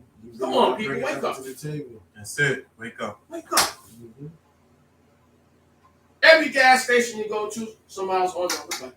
Mm. All the stores you shop in, someone else owns them. But yet, it's your neighborhood. So you're going to see in scriptures, how do you offset that? But you got to work together. Don't think all the other people like each other. No. Because they don't. But they will work together for the benefit of the whole. That's the difference. Now see, Came get your wagons, come down here. according to the commandment of Pharaoh. That's right. And gave them provision for the Gave way. them Zedek, provision along the way. Here's the check, here's the money on the way. Why are you doing all that? We're going to take care of you while you go to school. You come to America, do you know most of the people that come to school, they come to go to school here, they don't pay for it. You're going to pay for it. Yes. They come on visas and go to school. Yep. That EBT card, guess where they use it at? In Israel. Mm-hmm. You may not know that. That's right. Oh, if you only knew what's really going on, Uh-oh. if you really know what's going on, you know, giving a house, 25 grand, a car. That's right. Care how much money you make. Got stamps. Everything is given out. Okay? Let's be real. Mm-hmm. Okay? Stayed in Israel. Everything. Now, so many billion a year. Now it's increased. That's how the brothers and sisters there was able to go against the government and say, look, America's giving you X amount of billion a year, but you're not giving us nothing. Uh-oh. So that's when they started to say, okay, we're going to give you, we didn't like what you did, but you know, hey, Exactly. it's right here. So you got to know the gold in the soil that you're sitting on That's right. right here and know how to Hallelujah. tap into it to get it. To all of them, he gave each man changes of So garment. this is what Joseph did. So he gave all them changes of garment, because remember I said, you're shepherds. You don't smell good dealing with cattle. You smell like cattle. You ever been around horses? I rode horses for years. Yeah. You smell like the horse. Mm-hmm. You smell like the farm. You were abomination to the Egyptian, but yet they had cattle, but it's like the system here. You take care of the cattle. Who do you think the original cowboys were? You're talking the black cowboys. That's who were the cowboys. Because they didn't want to mess with cattle. That's right. You were handling them. You were the cattle boys. That's right. You dealt with the animals. That's right. In reality, you watch the pictures on TV, but you know who were the real cowboys. Mm-hmm. You dealt with them. So you smelt like them. So now you're an abomination to the Egyptians, because on that cat, they don't eat with the Egyptians. That's So, right. you guys into cattle. Only when you stop dealing with cattle, you put on nice clothes, whatever that is. But the fact of it is, so changing the garments wasn't something that was frequent. Even Samson ordered that for those who what? Sell his riddle. That's right. So he gave them changes of the garment, okay? Because guess what? You take care of your people. If you want to get in office, take care of their people. We get afraid. Take care of your people. Say, look, I ain't get another term, but while I'm in here, I'm going to do whatever I can for my people That's right. to take care of them, like everyone else does. You see? That's all. Joseph is taking care of his people. And his brothers, he gave them the chalifot, but to Benjamin, he gave what? He gave Shalosh, or 300 pieces of silver in addition to Chamesh chalifot Silmalah. 5 changes of garment. You see? This is for you, my brother. All right? For my mother. And for you, brothers, this is for you. Continue, brother. And to his father, he sent after this manner. Okay. 10 asses laden with good things So of Egypt. with good things, right? And 10 What's wrong with female the good asses. life, brother? What's wrong with the good life? Nothing. Nothing's wrong with it. That's what you're supposed to have. See, what we don't understand who we are. The Creator says the Ammonite and the Moabite can't come to the congregation of the Creator because one, they hired Balaam against you to curse you, but he turned into a blessing. But what? They did not bring you bread and water, the compassion, the hospitality when you came under their trial. In other words, people supposed to treat you royal. That's right. They're supposed to be kind to you. You understand who you are. You're the king's son. You're the princes and princesses. You're supposed to be treated with royalty. But you don't see yourself as that. Uh-oh. So if you're supposed to be treated like that from nations, how much you supposed to be treating each other? You got to understand that. Because they didn't bring bread and water to you. Because the Creator has, you got to take care of my sons and my daughters. So here, this is for you. That's why it says that kings and queens are going to carry you back and want to do it, because that's the life you deserve. But you got to earn that. Yes, yeah. Do you really know who you are? If you only did, wow. Because once a mind is expanded, can never go into its original state. Now I know who I am. I got to live that. But I got to be that part so that all these things can happen. You're supposed to live well. It's written that I raised you up in your captivity. So why do you like poverty when the Creator gave you wealth? No matter where we went, we did well. And you're going to see here, we're going to do so well where even the Egyptians are going to say, hey, what's going on here? You're living better than us. Go ahead, brother. King, once again. And 10 female asses laden with grain and bread and food for his father by the way. Okay, go ahead. So he sent his brothers away, and they departed. And he said to them, see that you fall not out by the way. Okay, so and they went up from Mitzrayim to Egypt and came to the land of Canaan to Yaakov their father. He tell them, look, Azar, don't fight, because you know us. And I told you, bro. You said it. No, you said you was going to sell it. Well, listen, you don't even go there. I know you. See, though he's been separated all those years, he knows his family. That's it. Don't fall out. Don't argue one another. Don't blame one another. Don't point the finger. Okay, because what's deep for them is that all the time they're talking to Yosef, they don't know Yosef, they're talking to an interpreter. Yosef speaks and understand what they're saying. So you really messed up. Because everything that you thought you were saying, Yosef already know, he hears you. Though he's been separated for 20 some odd years, he still knows language. That's right. Wow, look at that. Very deep. So now don't argue, whatever. This is me. Because now what happened? Now it brings back the guilt. You always you got to look back. Oh, man. But don't do it. Go ahead on, brother. 26th verse. And they told him, saying, Joseph is yet alive. Or Joseph Kai. And he is governor over all the land of Mitzrayim. He is the Moshel, described as the Shalit. He's the Moshel over all the land of Mitzrayim. See, in this system that we live in, the vice presidents do nothing job. Basically, really. But in other systems, you do most of the work. Because remember, I always say, when you own a company or a business or whatever, it's your team that makes you look good. That's it. Okay? Change of the strong as a weak link. You got a good team. You don't have to be the smartest guy in the world. But if you got a good team, they're going to make you be smart. You see? The other Bush that was in office, he wasn't the smartest guy. But what? They had Condoleezza, the pit bull, right? They had her. And she was intelligent. Speaks several all these languages, and she knew business. And they had a different oil companies. They put her there to what? To guide them, to show them. When you got a good team, you see, that's right. You don't have to be the most. You should have been telling, but if not, you got to have the people around you. That's it. Okay? Because when you see that some of your boss on the jobs you work at, I know you laugh and say, this is a boss. Yeah, he's the boss. She's the boss. She's a supervisor. But it's written in scriptures. I've seen princes walking and what? Servants riding on horses. You don't have to be the most intelligent in the system, but like one person said, who you know gets you in the game. That's right. But what you know keep you in the game. Because once you get there, I got here, but now let me go deal what I got to get, because I know they're going to come for me eventually. So you go back and get the papers that you need so you can say, here, empower yourself.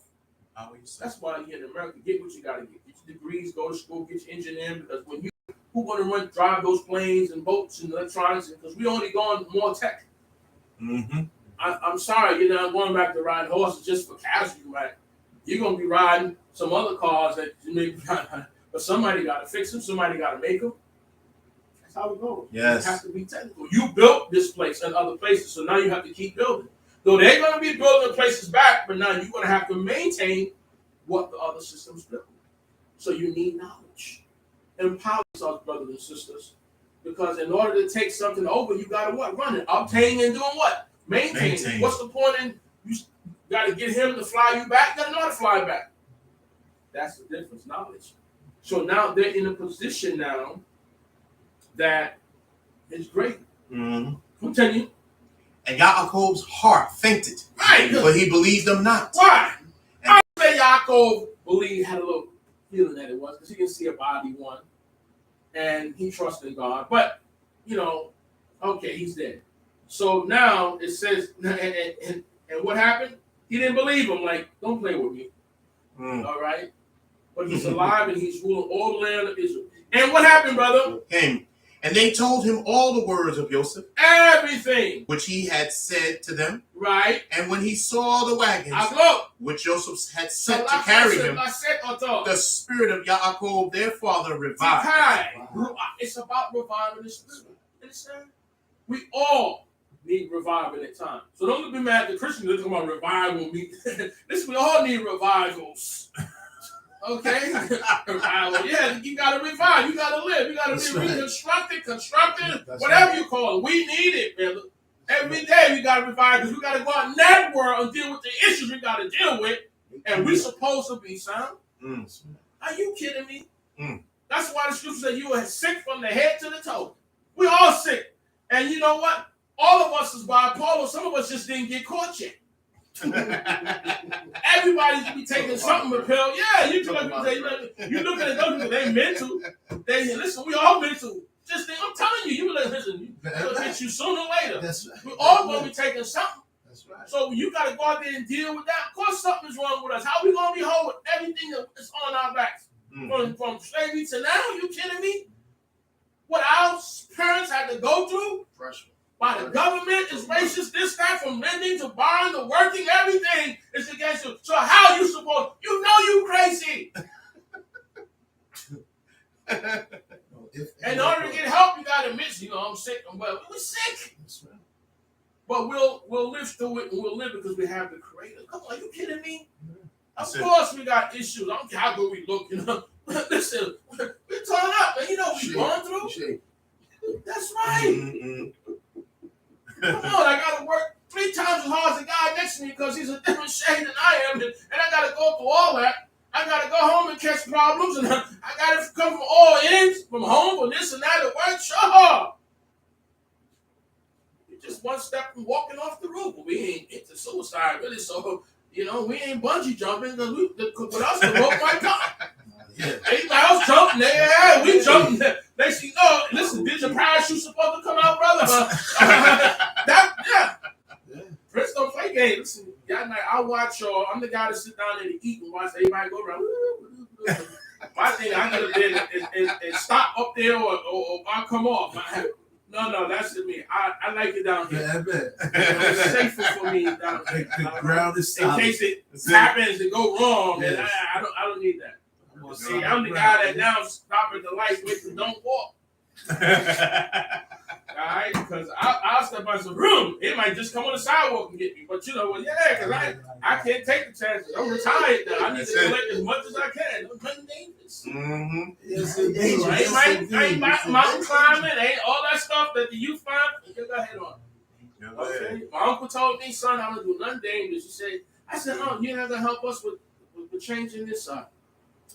He said, son, let me tell you something, nephew. He said, see you and your mechanic there?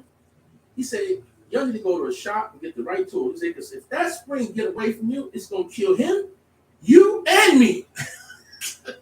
He said, and somebody got to live to tell the story. So I said, you know what? You might be right with that. We need to take this to a shop, right?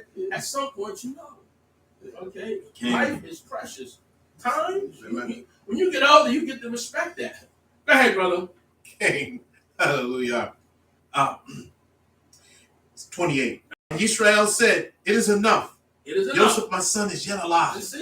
I will go and see him before I die. That's right. I'm going to see him before I die. What verse you on, bro? That was the 28th verse. That's the 28th. Talk And to we me. in chapter 46. Go ahead. And Israel took his journey with all that he had. So guess what? We're making that move. But guess what? Remember I said his sons, his family, it's about a family move. You see, a few people came up from the south here to make it better back in the days. Those are well, I do from the north, from families from the south, because of the racism. It's more racist suppression down there at the time, so they came up here. The goal was to make money to go back or to get them up here. Right. So, because families move together, that's what you want around you. Who do you want taking care of your little babies but your family? Not some stranger that's going to harm them. Your family. That's who took care of you. That's who watched you when your mothers and fathers went to work and had to go somewhere. Your cousins, your niece and nephew, if not a close friend, it was always about family. You didn't do nothing alone. Right. It's your family, man. Your people. It's not even friends that you made family. Okay, they're going to watch you, take care of you, pick you up from the school, put them at home. You go pick my son up. That's how it is. So Yaakov, no matter how old his sons were, they were elders too. They got children and grandchildren, great grand. But it's still a family. He's still the patriarch of the family. No different than God's written in, back when Abraham said, he told Abraham to lech lecha. That's right. But you read where Abraham left, moved from one place to another, he, his father, and his brother.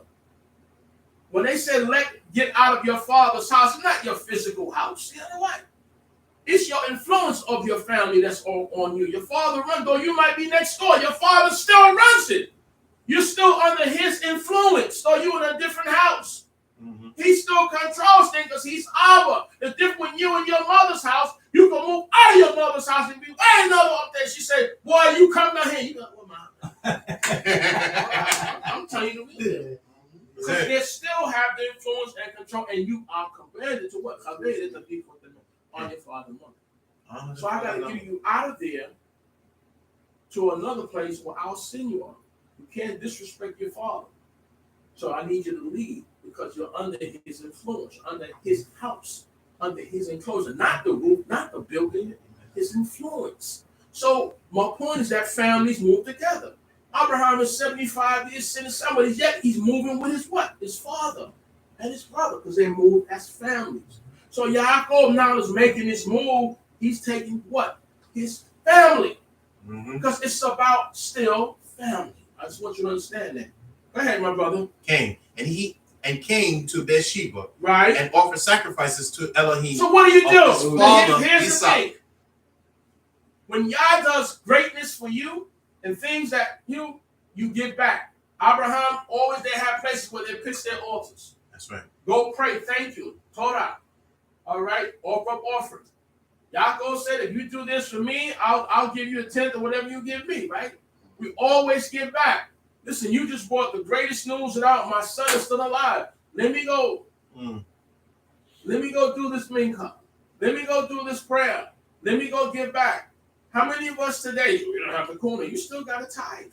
It doesn't matter. Well, listen. Did it tell you that there was one in Abraham, he gave them a Melchizedek. And who Yaakov gonna get his tenth to? You still gotta give back. You always give. Your house of worship, somebody's unfortunate, you gotta give back. Yaakov is going to pray. This goodness is happening to them. You always pray and you give back what God has given you. That's why most of our houses are in bad shape, because we don't give back to the places that stay. Most of our places that were somehow closed. Why? Because we don't support. We have to support, and you got to give back. You got to give back to the Creator, and you got to give back to the people. Because you're not going to have a place. You ain't going to have a place. But it's about giving back, maintaining it. As I said, it's obtaining and it's maintaining. And you might get it, but can you keep it? It's going to take work, finance, and all to maintain the smallest places. Yaakov understands the Creator is giving him something. So now he goes back to the place we was in Beersheba and Yitzhak Zebachim offering to who? To Elohei Avi Yisrael, to the God of his father. Always giving thanks. He's older now, but he understands that. Do we understand that? Second verse says what? And Elohim spoke to Yisrael in the vision of the night. Of the light. He spoke to him in the vision of the night. And said, Yaakov. And listen, Yaakov. he didn't say Yisrael. He said Yaakov, because you're never above Yaakov. Though that's a promotion, but he's still that supplanter. He's still that heel. Yaakov, he called him. Yaakov. And he says, he made me, he mine. I'm still Yaakov, but I'm Israel too. See, I always say, brothers, so sometimes you got to know you got to know when to be Israel and when to be Yaakov. You understand what I'm talking about? Yes. All right, you got to know when to be that supplanter. We live in a system. You got to know when to be Yaakov and when to be Israel, metaphorically speaking. Okay? You're all in one. But you got to know what to show. I always say sometimes you're Hebrew, sometimes you're Israelite, sometimes you're Yehudi. All depend on where you are, what you're doing. You understand? That's right. Okay, you go to the hospital, I'm Israel. You what? You want food, right? You want certain things, you know what you got. David had to feign to be a wild man to get away, right? All right, you be tough if you want. Right? And you just be cool. Sometimes you got to take off in order to go in. You go suit up. So you go to jobs, you go in, suit up. You know, hey, looking good. And then as time go on, calls will start coming out. Well, brother, you feel it, but you got it. Jay Brown said, "Let me in, get my foot in the door." Get my foot in the door first, but you ain't getting there like that. No. Be wise. Joseph had to clean himself up. Okay, to get in position, you know, that's okay. Play the part, get you in. That's your kokma. You have the teachings. Be wise, Israel. That's right. Come on, let's be smart. We're supposed to be smart people. Talk to me, brother. Third verse. And he said, I am Elohim. I am Elohim. That Elohim of your fathers. Your fathers. Fear not to go down to Mitzrayim. Don't fear. I will there make you a great nation. This is deep. Don't fear God, because what? Legoy Gadol, I seen. I'm going to make you a great nation there. See, whether we like it or not, the Egyptians were great people. You got to give them their props. You're going to be a great nation. You're going to be made great in Mitzrayim. Mitzrayim had a lot to offer, like America has a lot to offer. Okay, we're here. But it still all belongs to the God of the universe. That's right. Okay? I'm going to make you Goy Gadol down there. Okay? So I'm going to utilize them to make you great. I'm going to use their substance. You ate Egyptian food. You wore Egyptian clothes. When Moshe ran out of there, they thought he was an Egyptian. That's right. So you know the Egyptians were brothers. Listen, an Egyptian, no, that's Moshe. He's a Hebrew. But the fact that you eat their food, where do you think Moshe went? Went to their schools of the hierarchy. Because guess what? You Pharaoh's daughters, child. So you're going to go to the best schools. Amen. You were schooled in Mitzrayim. You ate Mitzrayim food. That's what God told you. You can't hate them. You dwell in that land. Well, how much more here? You go to the schools. If you don't think you're American, and people get upset with me, I say you're more American than anything. Listen, we were 70 years in Babylon, and when they came out, Ezra said, what? They didn't speak the language. That's right. They had to cause them to understand. All right, they spoke in Ashdod and everything. We've been over here for 400 years. Guess what we are? You're more American than you think you are.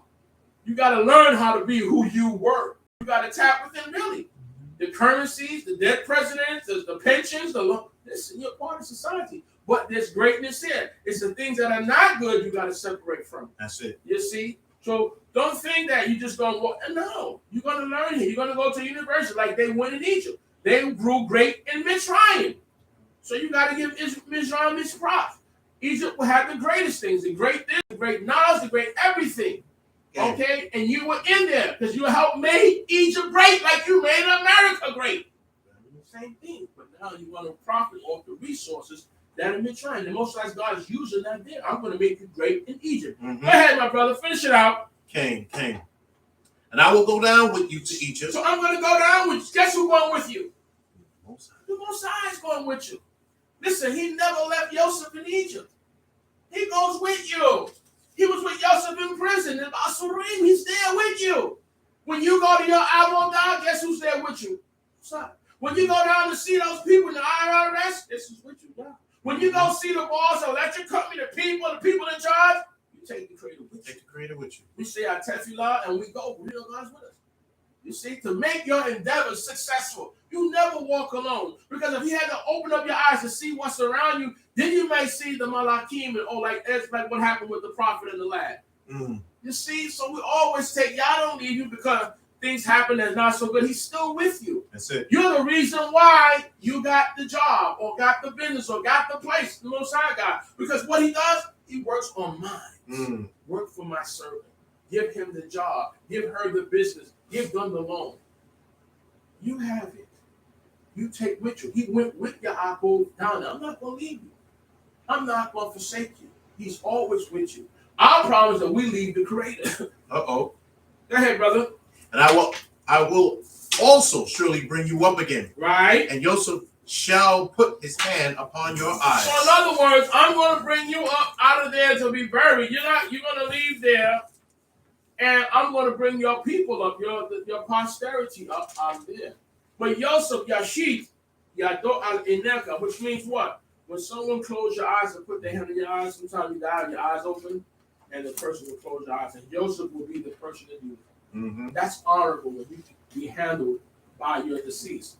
Now, when we're going to get to the part of we're talking about sustaining you and Yosef feeding them, that's where they extracted the prayers for Birkat Mazon from that portion.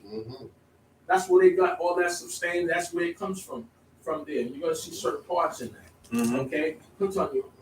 King.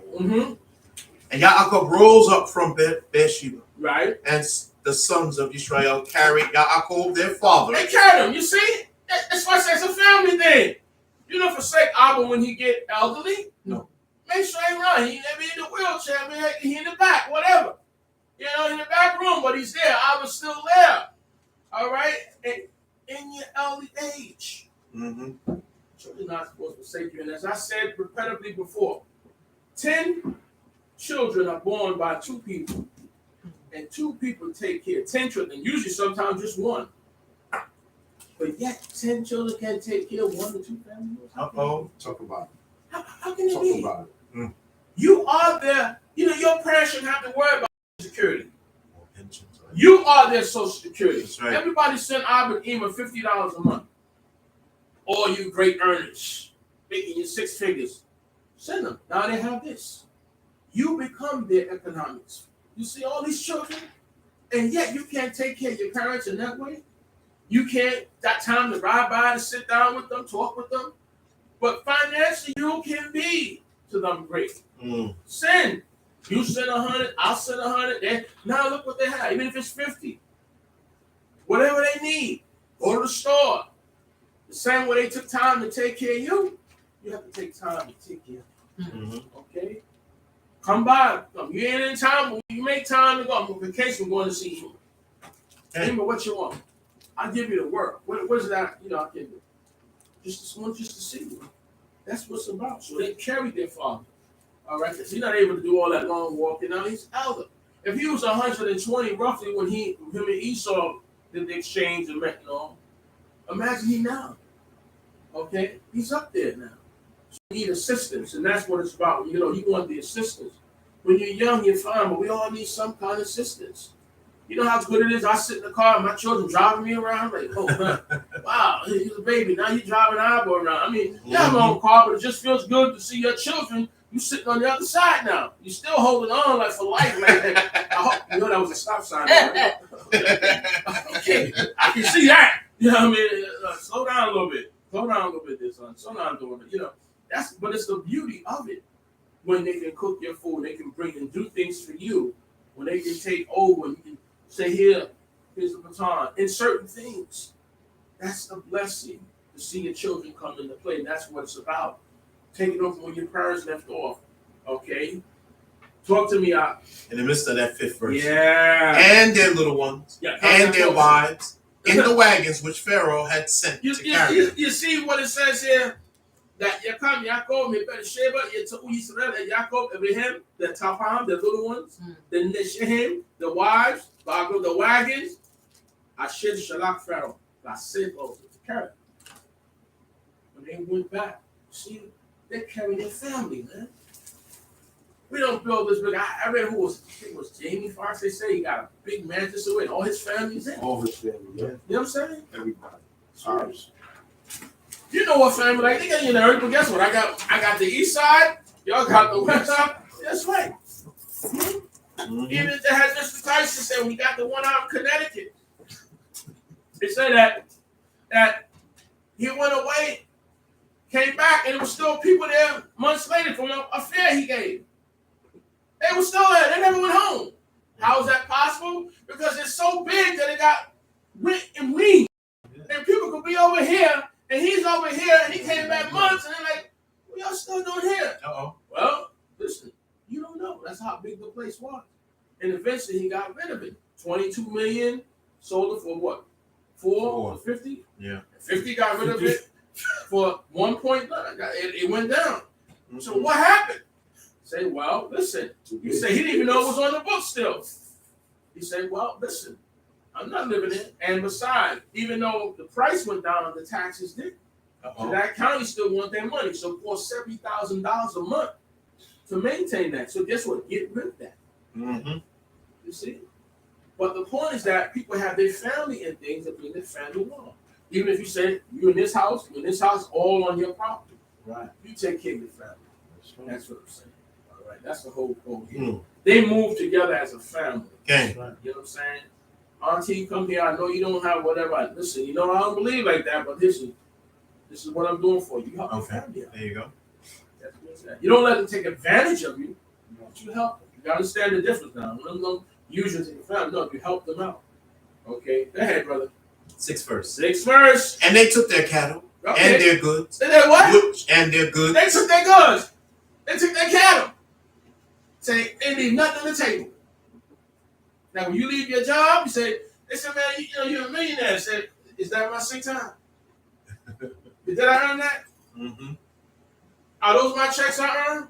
Mm-hmm. What is that? But you have, listen, I earned that. That's mine. That comes with me. Mm-hmm. I have enough family that can use that. So they took their cattle. They took everything that they have gotten where in Canaan. So you got to understand how you move. Okay? You said, man, you ain't leaving nothing on the table. If I ain't leaving it for my family and friends, it's going with me. Mm-hmm. I earned that. So they took all their substance, okay, and did what? And came to Egypt. All right. Yaakov and all his seed with him. And all his seed with him. We move together, baby. We prosper together. Go ahead. And his sons and his grandsons with him, his daughters and his sons' daughters. Wait a minute. His daughters? I thought he had one daughter. Dina, no. He got granddaughters and great-granddaughters. Mm-hmm. They're all his. Remember Laban said, these children are mine. These are my sons and daughters. Yaakov children. Because he's the patriarch. He has to release them to Yaakov. He still pulled rank on Yaakov. Even though Yaakov's children came from his line, they belong to Laban. Uh-huh. That's how it goes. And that's why the Creator had to get Abraham away from his family. Because based on the region, that's how it goes. The patriarch has control. So Laban he said, these are my sons and daughters, he told Yaakov back then. I can do you harm, man. You think about because they belong to actually Laban by their systems. So now Yaakov have sons and daughters. Yeah. You know what I'm saying? He has the control. As I often tell people in other states, like Japan and various places, when there's divorce between a husband and wife, the man keeps the children.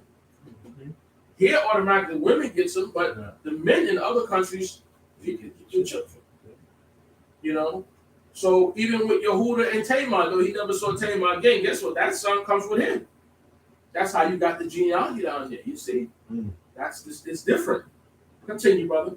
Okay, 8th verse. Mm-hmm. And these are the names of the people of Israel who came to Egypt. Yaakov and his sons. All right. Reuben, Yaakov's firstborn. The one that slept with one of his wives or concubines, right? Mm-hmm. But he's still there, right?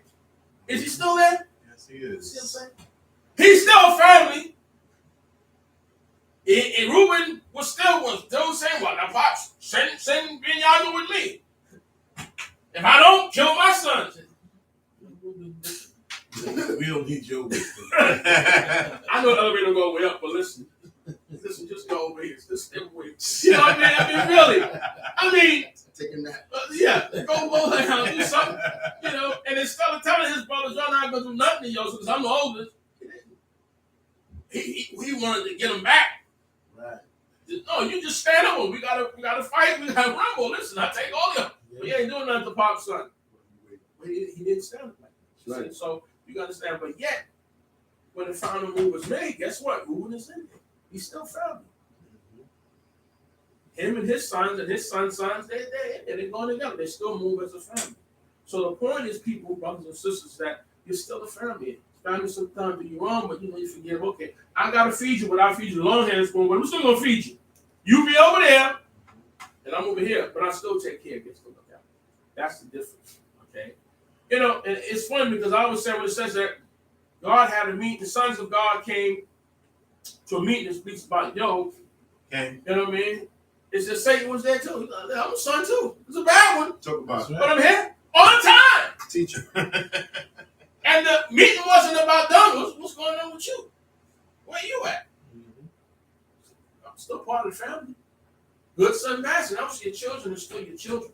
Yeah. Regardless, whatever they may be. You may like how they live. Why you got that on you? Why you do that? Well, guess what? They still your children. Listen to what I'm telling you. Your children are still your children. Don't change. Change. And you go out and you help everybody else. And they look at you with that's still your son. And you know the thing I always utilize is that we did all this wrong to the Creator. I mean, you can't even count what we did to the Creator. But yet he said, come on, I still love you. Kill us, wipe us out, love us, beat us, but he's still. So your children are still your children. Mm-hmm. Sometimes you got to keep them away. Sometimes you got to spank them, take all right, fine. But they still your children. And you still got to go pick them up after everybody done did that. Come on. You still got it, you know? What you want to do? Yours. Yours. And one day could change. Yeah. And one day could change. They see that. Because they're still yours. The same way God feels about us. Amen. No matter what we do, they just do some God. No, you don't have to behave. So I have to be listening. What you going to do? Just pray for them. Pray for them and hope that they change. But they're still yours. But God's life they live. You can't live in my house like that, but guess what? They still yours. That's right. Well, you're right. How